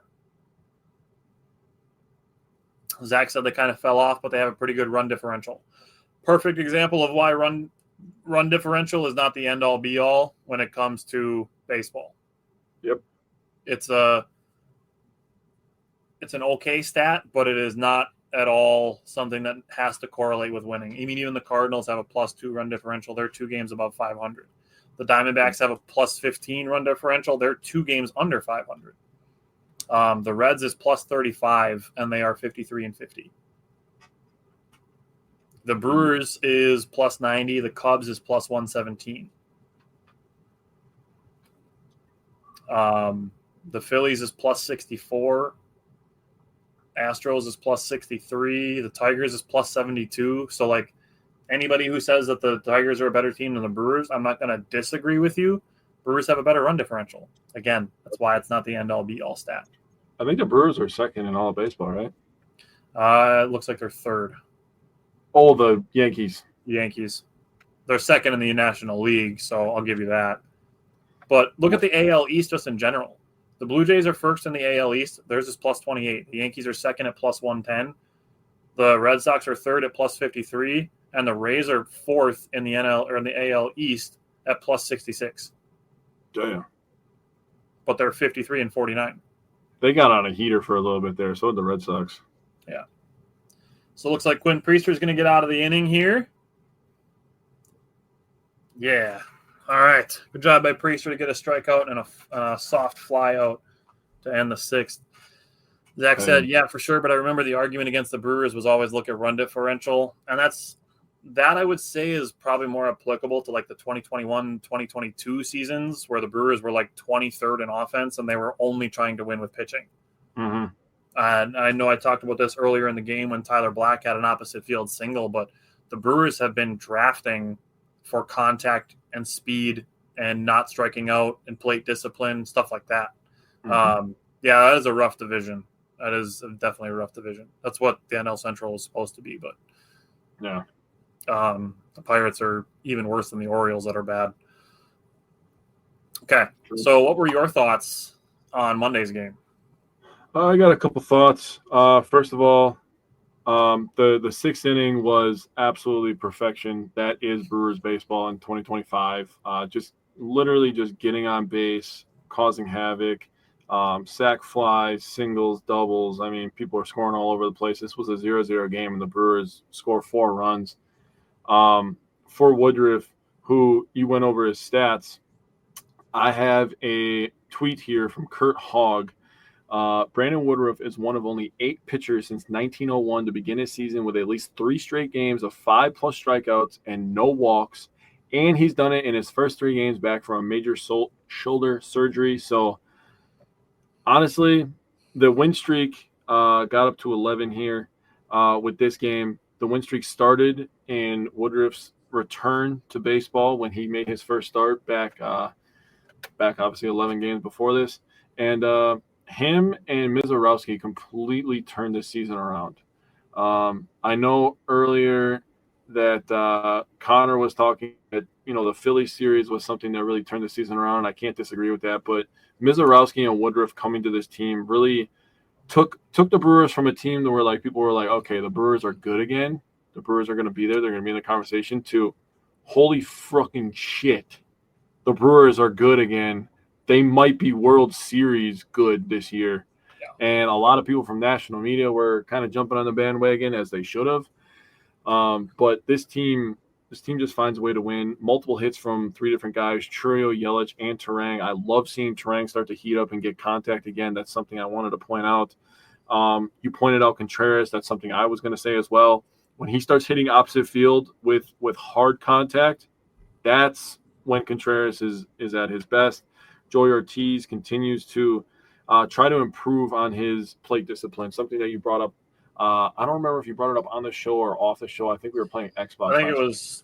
I thought it was last week when we talked about Joey Ortiz, that he was benched for a couple games for taking strikes. Yeah, because his plate discipline was not there.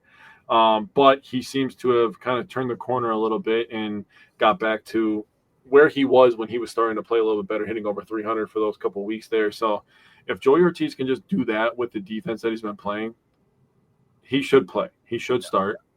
And he's perfectly in line for that. So a 6-0 win, 10th shutout of the year for the Brewers, and they get the first win of the in the game of the series versus the Mariners. Yeah, so we're at the top of the 7th. Tyler Black led off with a ground out to the second baseman. He's 2 for 4 today, so I'll take a 2 for 4 day from Tyler Black every game. Hell yeah, dude. But you talk about Joey Ortiz, like that's what Pat Murphy wants him to do. He wants him to swing the bat. Yep. Dude, the Miz is literally just a dude, bro. Like, he's just a dude. One of the guys in the group chat that I'm in for the Brewers that I used to write for the site about said that if Mizorowski wasn't such a goofball, people would probably think he's a psycho the way that he pitches. Probably. But it's like, nope. Instead, he's just a dude that puts Pokemon on the inside of his All-Star jacket. Oh, seriously. I was like, dude, he just throws 103 and likes Pokemon. Like, can you imagine getting struck up by a guy that loves Pokemon? That's just demoralizing. You're about to get struck out by a guy that has a Lugia tattoo.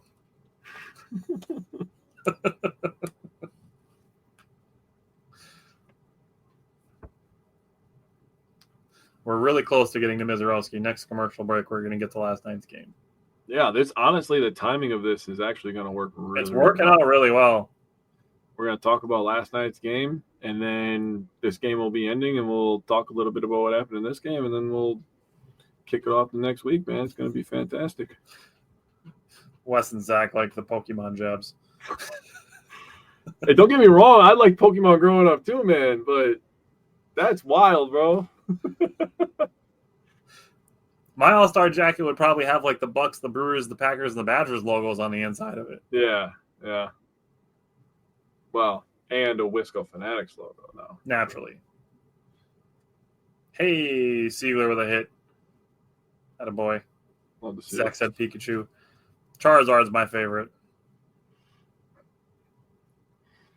Favorite Pokemon? That's I haven't thought about in a while.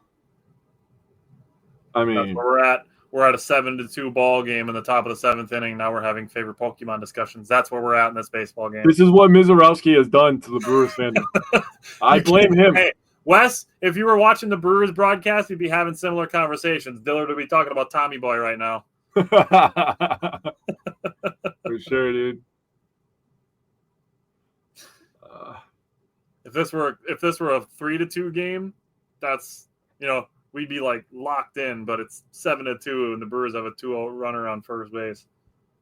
I will say, Zach said, LOL, yeah, I can't believe that it's popular yet. The card industry, the trading card industry and people grading cards has really made it a comeback. Yeah, you guys gotta, if you guys actually are interested in, even if you're not interested, I feel like everybody should go to a card event, because the first one I ever went to, I was like, oh, this is real. This is a real thing for some people, man. So yeah, it's a real hobby. Yeah. And it's forced me to to really pay attention to it a lot more and understand the ins and outs of it. I just saw a Kobe card actually the other day that the guy bought it. The original guy bought it for like $16K, and then 2 months later he flipped it for $50. Yeah. Man. Yeah, I was like, oh. Zach said, yeah, because the Brewers are putting on a clinic. They are. Joey Ortiz just had another opposite field hit. Yeah. Got a lot of hits today. This is a good game for us to go live, bro. 15 hits. This was a really good day to be live. Yeah. They had to go custom make a 15 sign for the hand adjusted scoreboards. They had to go make a 15. That's fresh paint right there. That is fresh paint right there. Don't let any bugs land on it. They're gonna get stuck. Dude, that's the most annoying thing when you paint something. Like, get out of here, dude. I should just tell you a story after the show, because oh my god, bugs getting stuck in paint, that's gonna trigger me. Dude, me too. I had the biggest horsefly I've ever seen in my entire life. I was like, dude, you could literally double as a cat with how big you are. He was enormous. We had those black and red, the box elder bugs. We had a ton of those hanging out outside of our garage doors, and those things like to land on my fresh paint. It's like you 13 singles and 2 doubles. Yeah, that's 7 runs without a home run. That's tough. That'll do. That's tough. That's stacking traffic, something that we obviously talk about quite a bit. It's a good thing. Ooh, a stacking traffic Wisco Fanatics sticker would go hard. Put it on a T-shirt eventually. I will say, if we're going to talk about the number 13, it was a negative last night. It's a positive today. It's fair. Dude, I want a sticker that says stacking traffic.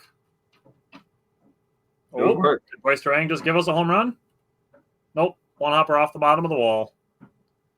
I was about to say, sure, Terang would hit one out right after we talk about scoring a bunch of runs without a home run. Yeah, Zach updated us now with 3 doubles. Oh boy, Zach. Zach's on top of it. I like Zach. There you go. I appreciate Zach and Wes for hanging out with us during the game, and Justin for popping in. I don't know if he's still here or not, but we appreciate you guys hanging out during the game with us to get the recaps also. I don't know. If he was directing traffic in 100-degree weather for 2 hours, he's probably pretty stanky. Yeah, he's probably taking a nap. Yeah, yeah, probably shower and nap time. I agree with that. Oh, midday nap after a hard day's work. Yeah, these things make me at my old dad age feel like get me more excited, dude. That's a good one right there. And the 16 hits now. My goodness. 17. Man, just hit it at JP Crawford. Shit. God, dude. Oh. Speaking of dude that needs an after work nap, holy cow, yeah, dude.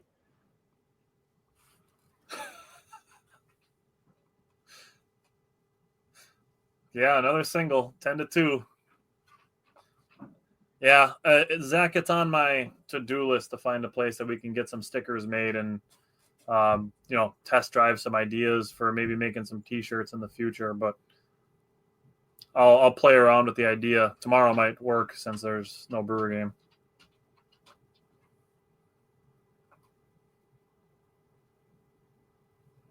That 0 looks pretty scratched up.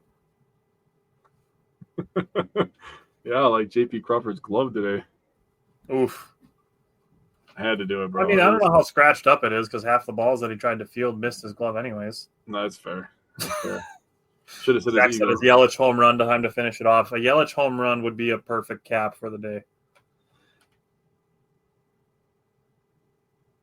Ooh, that one hopped up at him. All right, going to the bottom of the 7th.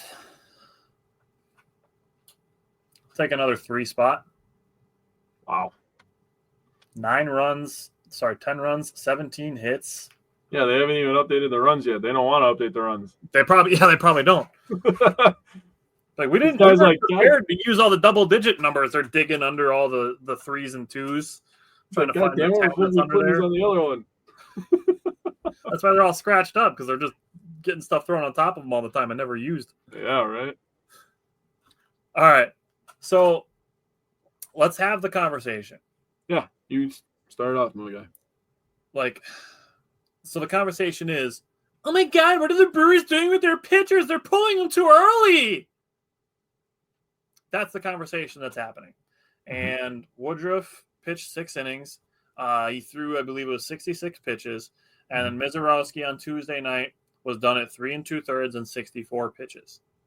Now, the Brewers are monitoring his and Woodruff's innings and pitches. And part of it is because Mizorowski's career high in innings, I believe, is 97 and change. And he's at 90. Mm-hmm. So they're going to monitor his innings. I'm sure they probably want him somewhere in the 110, 120 range. Mm-hmm. That's probably their goal to work him up incrementally to get him in a good place to where maybe he can in the future throw 175 to 200 innings in a season.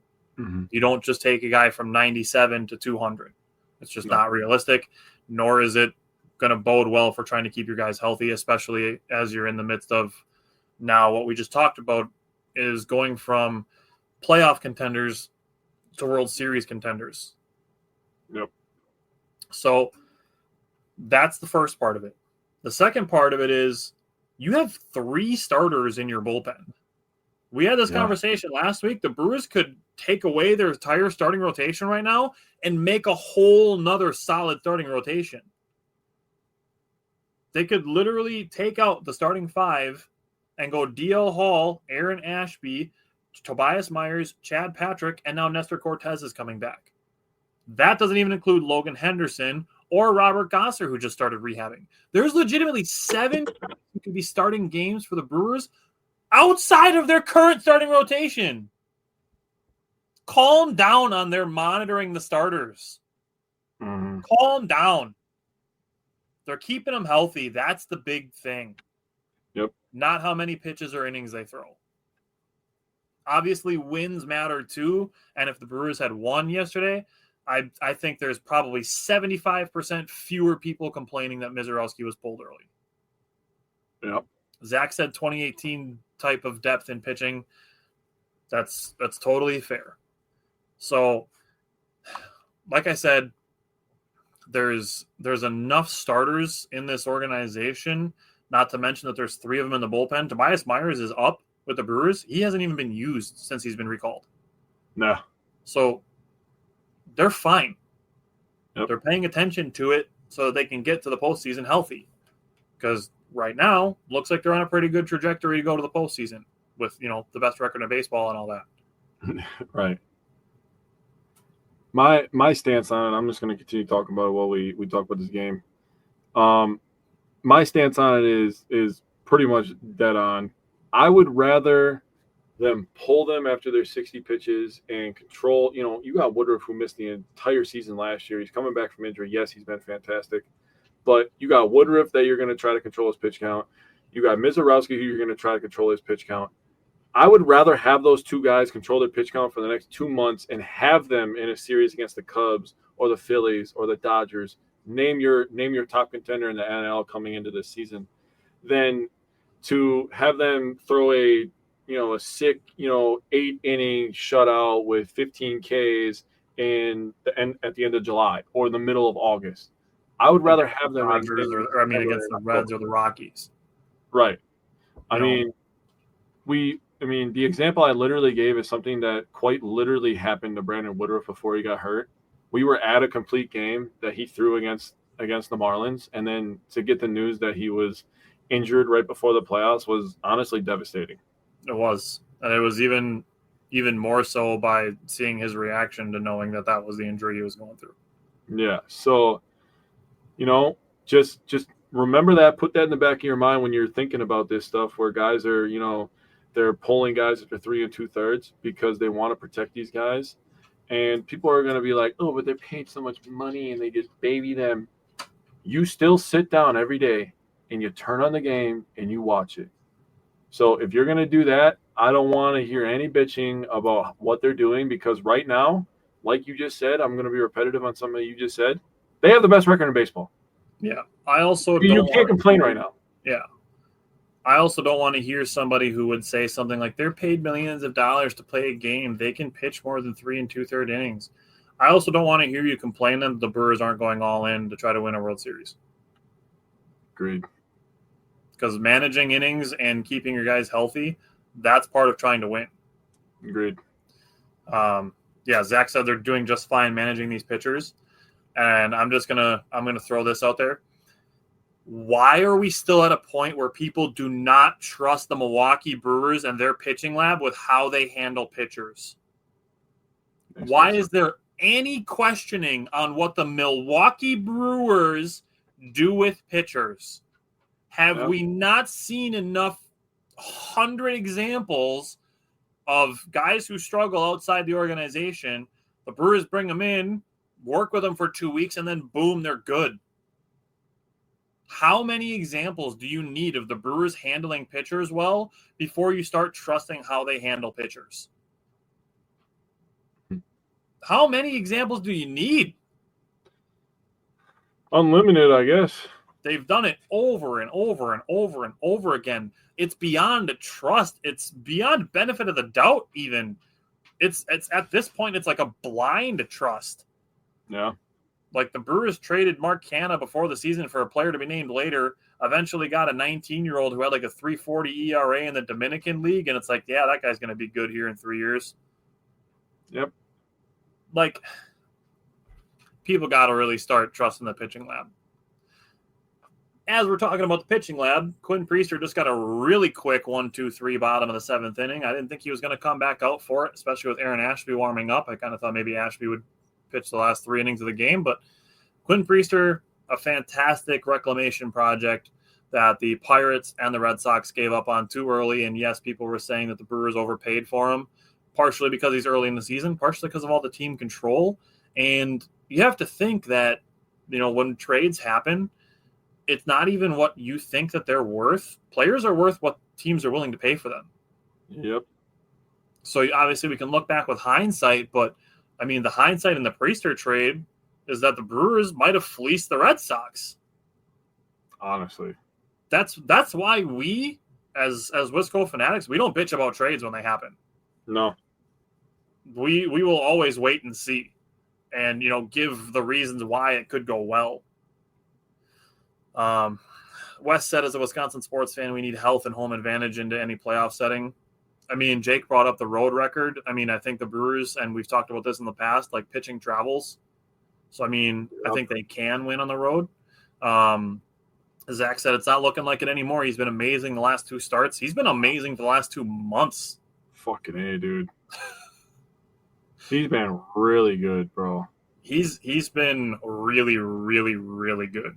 I'm gonna say something that you said to me yesterday when I was talking to you at work, trying to look forward to the Cubs series. I was kind of skipping over the Marlins, which the Brewers as professional athletes are not going to do.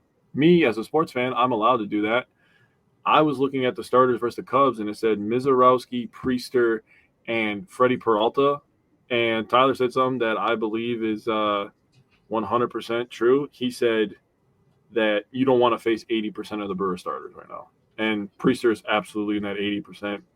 Mizorowski is in that 80%. Woodruff is in that 80%. And Freddie Peralta is in that 80%. The only guy that you maybe want to see, and if he's on, he's dotting those corners. You don't want to see Quintana either.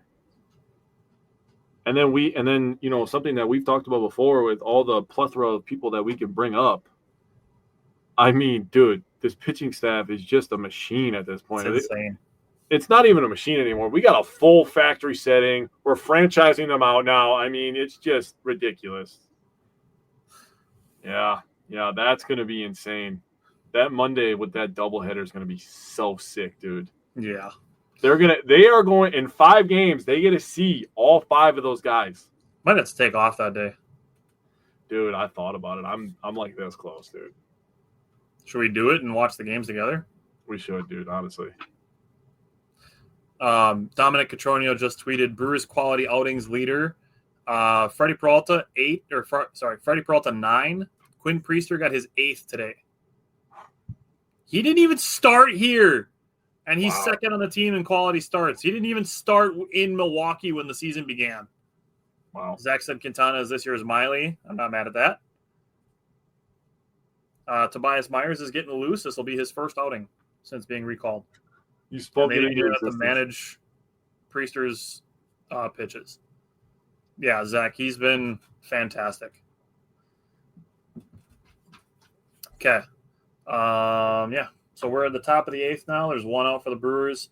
Tobias Myers looks like he's going to be coming in. He'll probably pitch the bottom of the 8th and the bottom of the 9th. So that means Mears, Koenig, Uribe, McGill will all have 2 days off in a row. Love that. Yeah. I mean, I don't think some of those guys didn't pitch last night anyways, but. Yeah, I mean, last night Mears, Koenig, and Uribe came in. Hall came in as well, so. Yeah. So McGill will be nice and rested for the Marlins and Cubs. That's good. Come on, Collins. Ooh, that's a nice catch. Mears has been very good. Uribe has been very good. Yeah, Wes just brought up Tobias Myers. Man, that was a good rip by Collins, but that was a really nice play by the Marlins right fielder. That was.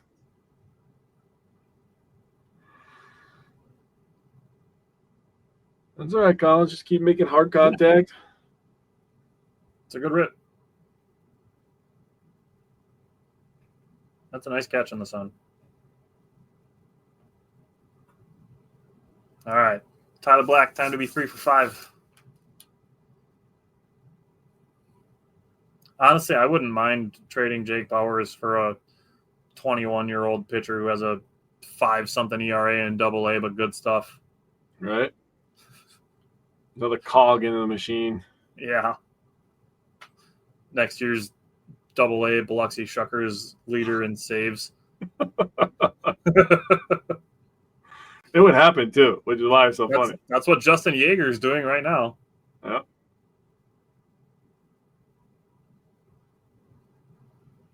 Oh, he did not go. All right, Tyler Black got rung up on a check swing. Umpire's trying to get this game over. Just keep going, Collins. Where the heck did he come from? He came from the Rule 5 draft. Yeah, Craig Yoho. He was drafted, but yeah, he's part of the future bullpen also. Mm-hmm. All right. Are we on to last night's game? Yeah, go ahead, man. All right. So both pitchers were facing the minimum through 3 innings pitched. Mizorowski, like I said, was done at 3 2/3. The Brewers are monitoring his innings and pitches. Hall got the last out of the 4. In 3 2/3 innings, Mizorowski still struck out 7. Yeah. Logan Gilbert, like we talked about earlier today, we respect the Mariners pitchers. They have some good ones. Logan Gilbert is good, but so is Jackson Chourio. He broke up the perfect game with a single in the top of the 5th to extend his hitting streak to 15. 16. What's not awesome is 9 strikeouts through 6 innings. I would be good with the Brewers to be at 9 strikeouts for a 9-inning game in 6 innings. That's a little much. I will give DL Hall credit. He only needed 18 pitches to go an inning and 2/3. Nick Mears was brought in for Julio Rodriguez. I understand the move. Struck him out, and then Raleigh came in after him and hit a home run to make it a 1-0 game. That's literally what Cal Raleigh does. Yeah. He's literally got 39 home runs. Yep. He's on pace to be at like 54 or 55 homers this year. Like that's an insane amount of home runs. He would be right now my pick for AL MVP. I agree. And I will give credit to the Mariners GM having a 1-2-3, not the first 3 guys in the order, but a 3-man punch of Julio Rodriguez, Cal Raleigh, and Randy Arozarena. That's pretty tough. That's tough. It helps that Raleigh is a switch hitter. Yeah, and Raleigh is a switch hitter. That's good to mention that too. The Seattle pitcher was dotting yesterday, and then he started getting a wide strike zone on top of it too, which was a little annoying. But when you're pitching well, you get calls too, apparently, unless your name's Jacob Mizorowski.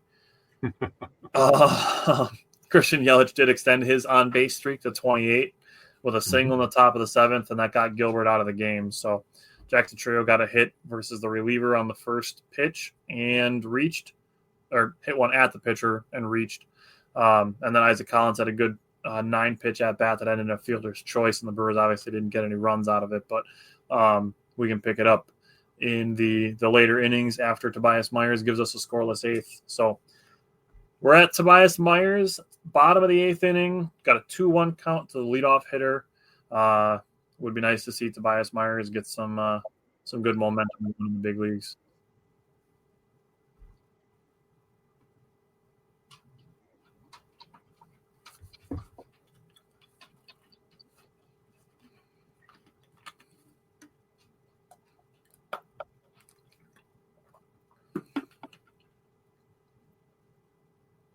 All right, that's a good pitch.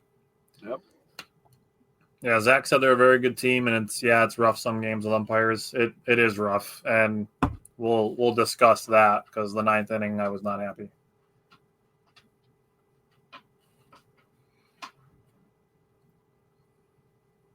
Attaboy.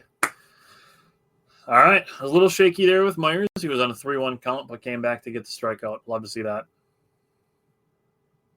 No stacking traffic for the Mariners. No.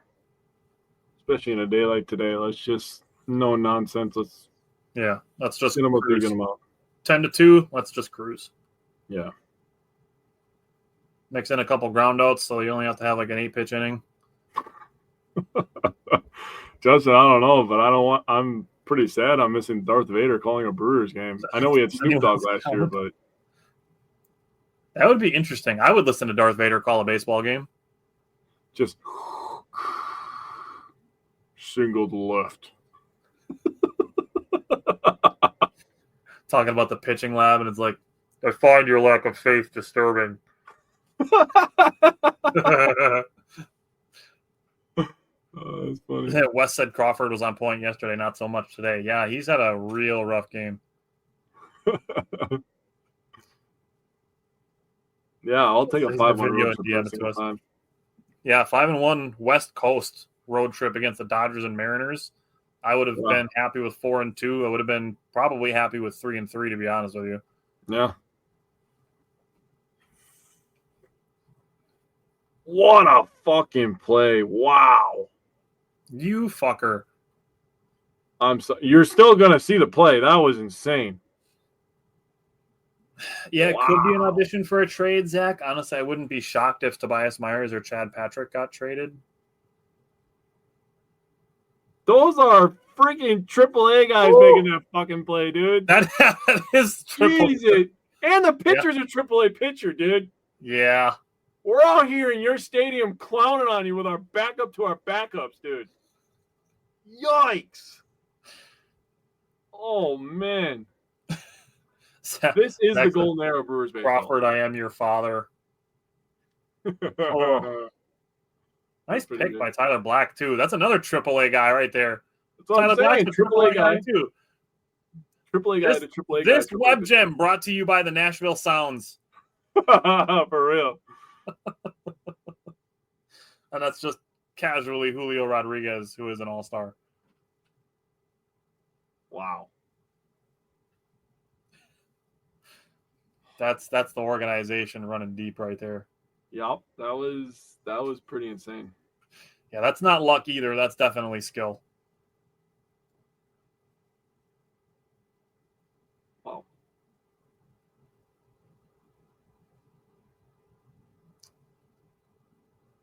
I'm glad. Say Mastroboni 5 times fast.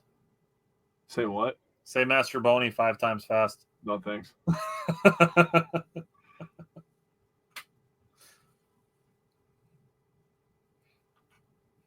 All right, one more out for the 8th.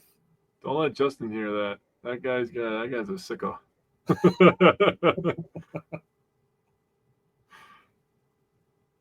All right, Justin sent us Darth Vader.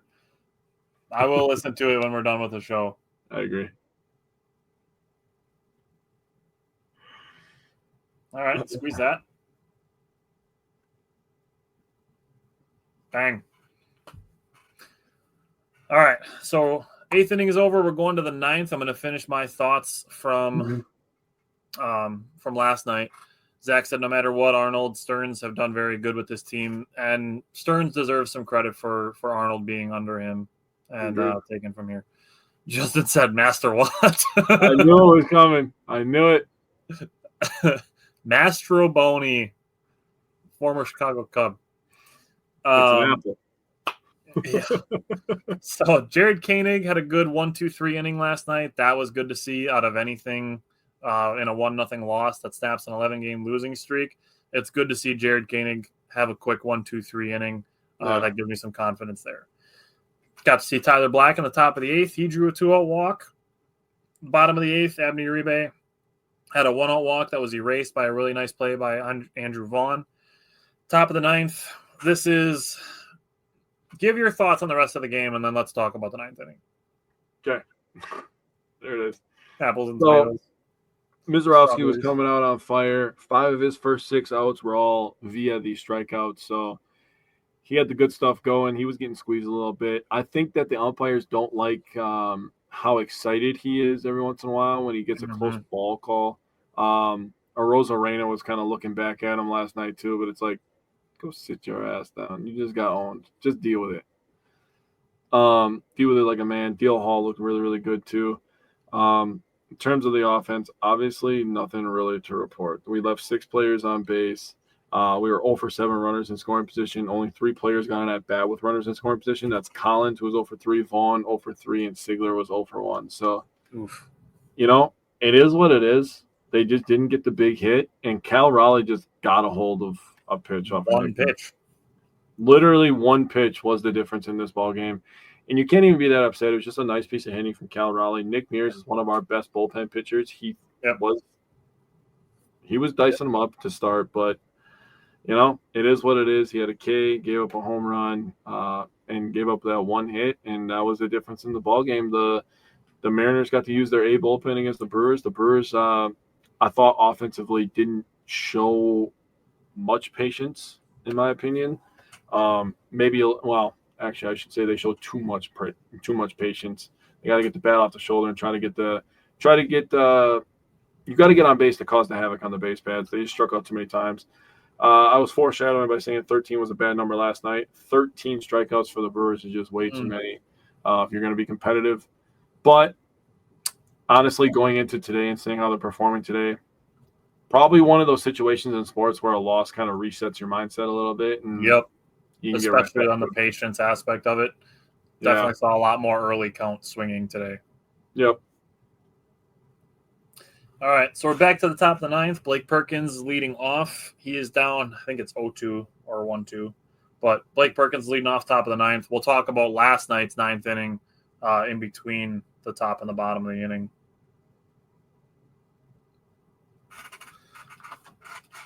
This has been a good baseball game, though, especially if you're a Brewers fan. Mm-hmm. And the Cubs lost today, and the Pirates beat the Tigers. The Tigers are 1-9 in their last 10 games. Wow.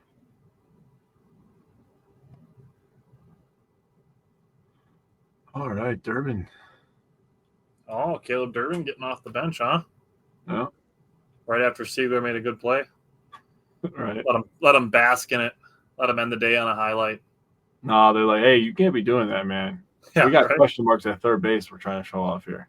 Yeah, we don't need Eugenio Suarez. We're just gonna stick Anthony Seigler out there a little more often. Hey, if he plays defense, bro, he fits in with the Brewers. Zach said it seems like the only way they lose is basically what happened yesterday. I mean, that's fair. He said that and pressure of a winning streak plays into it a little bit. I'm sure it does a little bit.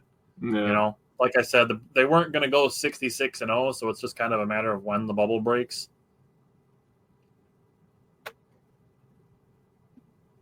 But I agree with Jake. It kind of resets the mindset a little bit. You get it on the chin, and then next day you go, all right, we're going to start a new winning streak. Yep.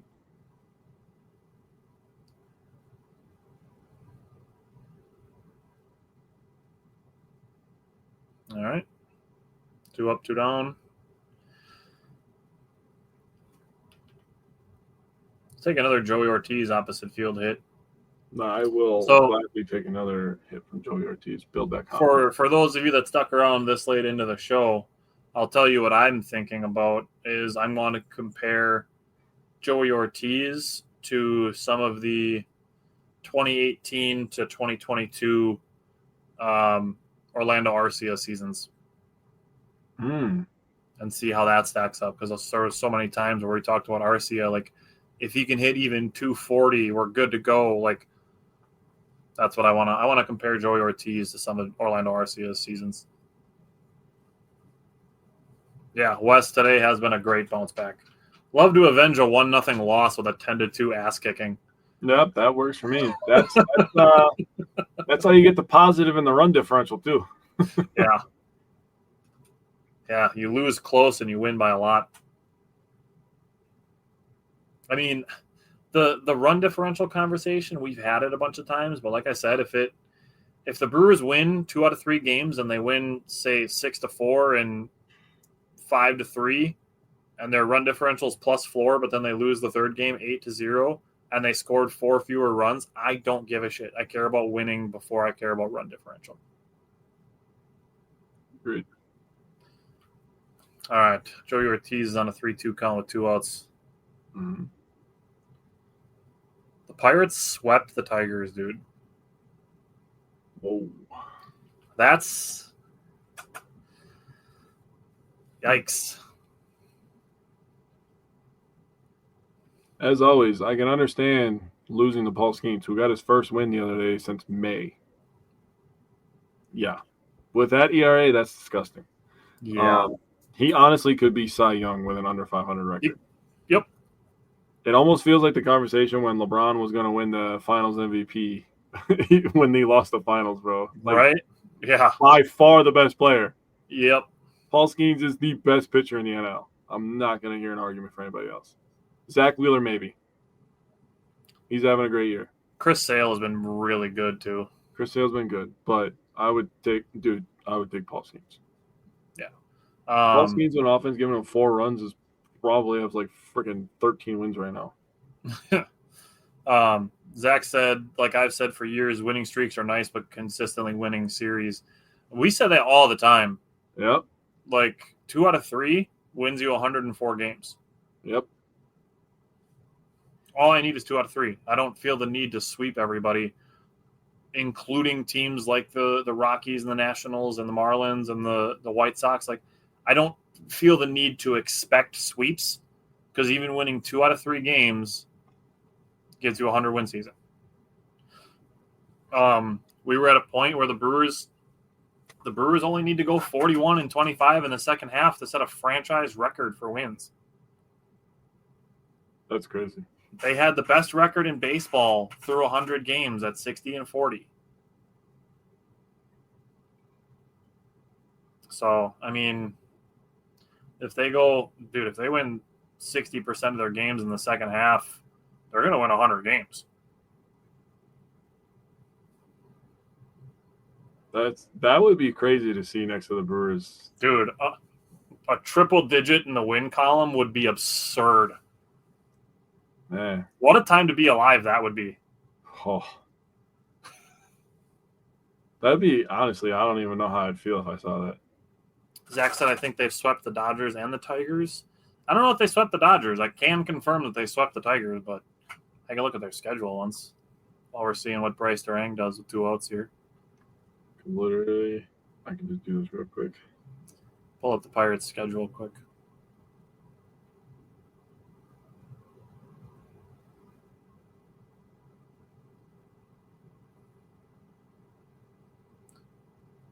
Damn, they just beat the hell out of the Tigers. They beat them 3-0, 8-5, and 6-1 after getting swept by the White Sox. Swept by the White Sox and then sweeping the Tigers. That's so Pirates. The Pirates did not sweep the Dodgers. They lost 2 out of 3 back in April. They won the first game 3-0. They lost the second game 8-4. They lost the third game 9-2. I just Googled it. Took 2 out of 3 from the Diamondbacks before Corbin Burns was hurt. Still feel bad for Corbin, man. Yeah, they took 2 out of 3 from the Braves in early May.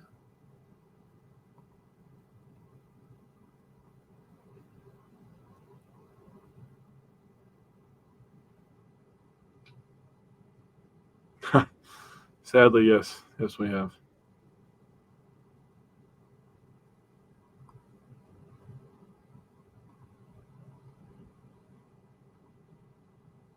Yeah, we've seen the loss column in triple digits, yeah. Yeah, Milwaukee's franchise record is 96, so got a great opportunity to do it this year. Oh. Not being in a wild card would be cool, too. Yeah, that would be pretty fun.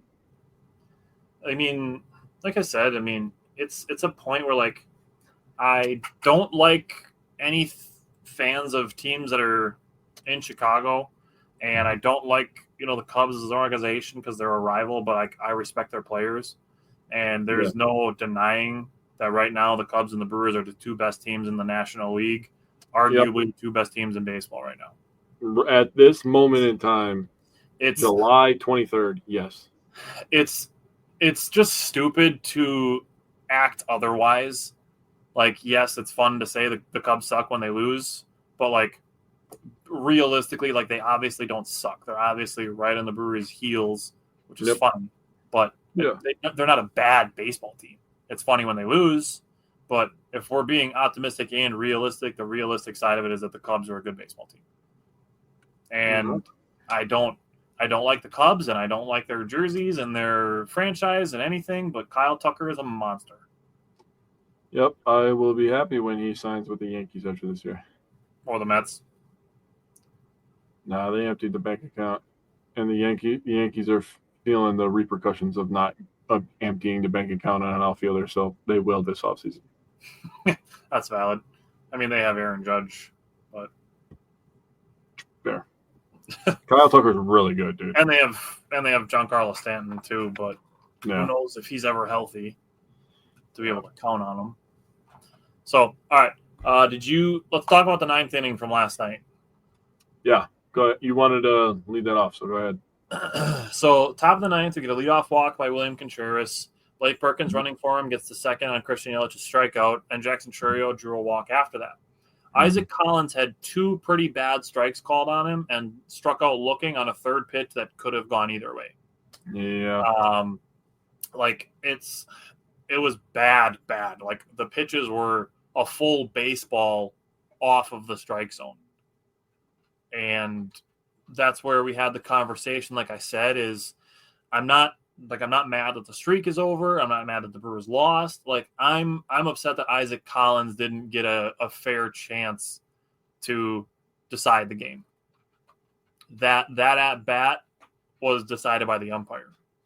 And then Andrew Vaughn got down 0-2. He took two great pitches to work back to 2-2. But the thing is when you get, the strike zone gets widened that much on you as a hitter, now you're thinking like, oh shit, that pitch that looks like a ball might get called a strike, and now I'm swinging at a bad pitch. Yeah. So the AAA ball strike rule in my mind would be one of those things that could give a hitter confidence that they can take a pitch that looks like a ball without having to be like, what if this fucker calls it a strike? Within less time than it takes you to blink. Yep. So that's why we need that challenge rule.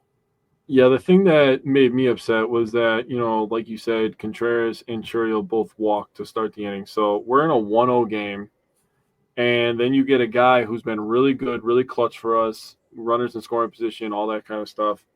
And he could have at least tied the game had he had a fair chance. And it wasn't like it was just one spot. For me, it wasn't just like one spot of the strike zone that was being called egregiously. True. It was literally the entire strike zone. Yeah, and Collins was batting left-handed, and Andrew Vaughn's a righty. Like, wasn't just one side of the at-bat, the batter's box either. Yeah, so that's what bothered me, is that it was kind of all over the place. Like, if there's a ump and he's calling the low strike, okay, you can adjust to that as a pitcher and as a hitter. But when they're calling low and mid and high corner, and it's all just then you like you said, ball to the inside. It's already hard enough to hit a fucking baseball, dude. You don't have to make it harder. Zach said to me they don't understand how much they change the bat that way. I think they probably do, to be honest with you. Like, you're a professional umpire in Major League Baseball. I just think they don't care because there's no official auditing system. Like, yeah, there's some accounts out there like umpire scorecards and balls and strikes. Like, there's things out there that audit umpires, but there's nothing that, brings them to a point where they have to perform at a certain level or something happens to them. The umpires are in a union, so there's nothing that's going to happen to them. Tobias Myers is at a really quick 2 strikeouts or 2 outs in the bottom of the ninth, so he got a fly out and a strikeout. But I said this is an option. Like, bring the best umpires from AAA to Major League Baseball and send the worst umpires from Major League Baseball to AAA. Yeah. I mean, make it match your system that your teams are all operating by. It's almost like what they do in the European soccer leagues, where the teams that are the worst get dropped down to a different level and the champion from the lower league gets moved up. I agree with that. It would be kind of a cool thing to follow, even if Major League Baseball is like, we're calling up this umpire from AAA who's got a 99% accuracy called strike rate. Like, That's cool. Yeah. Dude, you can have umpire transactions on Major League Baseball. Like, that'd be lit. Do that. I agree. And you reward the guys who are doing well in AAA, and you make the guys who are doing shitty in Major League Baseball have to get their shit together. Yep. Zach said NFL referees are graded. I mean, the NBA, they've been doing the last 2-minute report. They don't do anything with it. All they do is say, yeah, your team should have had this foul called. Sucks that you lost on a play that shouldn't happen. But, you know. Yeah, I hate that. That shit pisses me off. Yeah, it is. Like, it is what it is. But hey, my bad. Basically, the only thing is that the best MLB umpires every year get to work the playoffs. Yep. That's pretty much it. But I love the idea of a promotion-to-motion option. Did you see that? They got a hit. The Mariners got a hit, and they were going to change the Brewers hit column because we've been getting so many hits. Oh, that's awesome. That's fucking funny, dude. Oh, yep. Now I saw it. Yep. He's like, oh, shit. 1-1. Not used to grabbing this one today. He was ready to change the Brewers hit column because they've been doing it so much. That's pretty Yeah, good. Zach, I think that would put pressure on Major League Baseball umpires to do their jobs better. Yeah.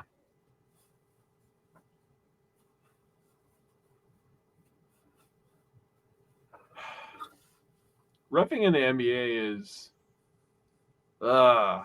if you had a grade and like rank which one is the hardest job to do. I mean, baseball's probably up there. There's a lot of close calls in baseball. There's a lot of close calls in basketball.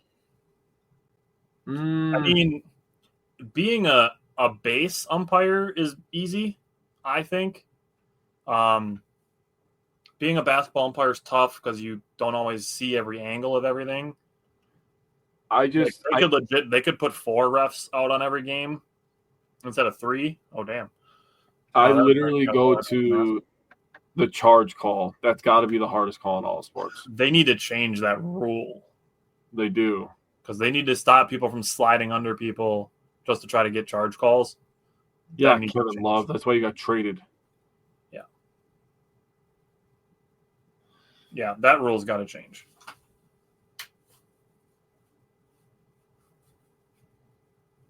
Come on, Tobias. Get out of here, guy.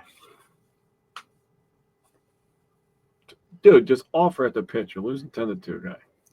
Just take strike 3. Like, you guys are not making a 8-run comeback in the bottom of the 9th with 2 outs. Yeah, if shit gets real, we're going to bring in somebody that you really don't want to see. Dude, shit's not going to get real for a half an hour. Yeah. If everybody got a hit all in a row. Zach said it's fast-paced, but traveling is missed terribly sometimes. And carrying. People, carrying, yes, but people need to understand the step through and the gather steps. People need to understand those better. Because step throughs are not travels. You can lift your pivot foot as long as you don't put it back down. You can lift your pivot foot to shoot or pass. All right. Thank you. And back to the best record in baseball. Love to see that. All right. He finally got out. Yep. Attaboy. He did literally exactly what you told him to do. Did he just take strike 3? He just took strike 3, just like a man, like a man of his word. Yeah, he did. He took strike 3. All right.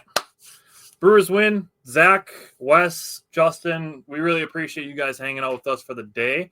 Like we said, the Brewers next week, they have 3 against the Marlins, 3 against the Cubs, all at home. We appreciate everybody who takes the time to listen and to watch the show. We appreciate it. We will be back next Wednesday, like we talked about it a little bit today. Keep an eye out because Packer shows are resuming soon. Training camp started today for attending, so it's really, really close to football season, and we are very excited. So again, thank you guys for tuning in to a kind of an odd episode, and we will see you guys next week. Go Brewers. Yeah, go Brewers. Best record in baseball. Life is a workout, and Smoothie King is here to help you power through. Whether you're grinding out bicep curls or muscling the couch across the living room, crushing morning miles, or sprinting through back-to-back meetings, Smoothie King has fuel to help you maximize your workouts, own your recovery, and elevate your game. Give your body the energy, protein, and power it needs with a lineup of delicious smoothies made to help you conquer your goals. Only at Smoothie King.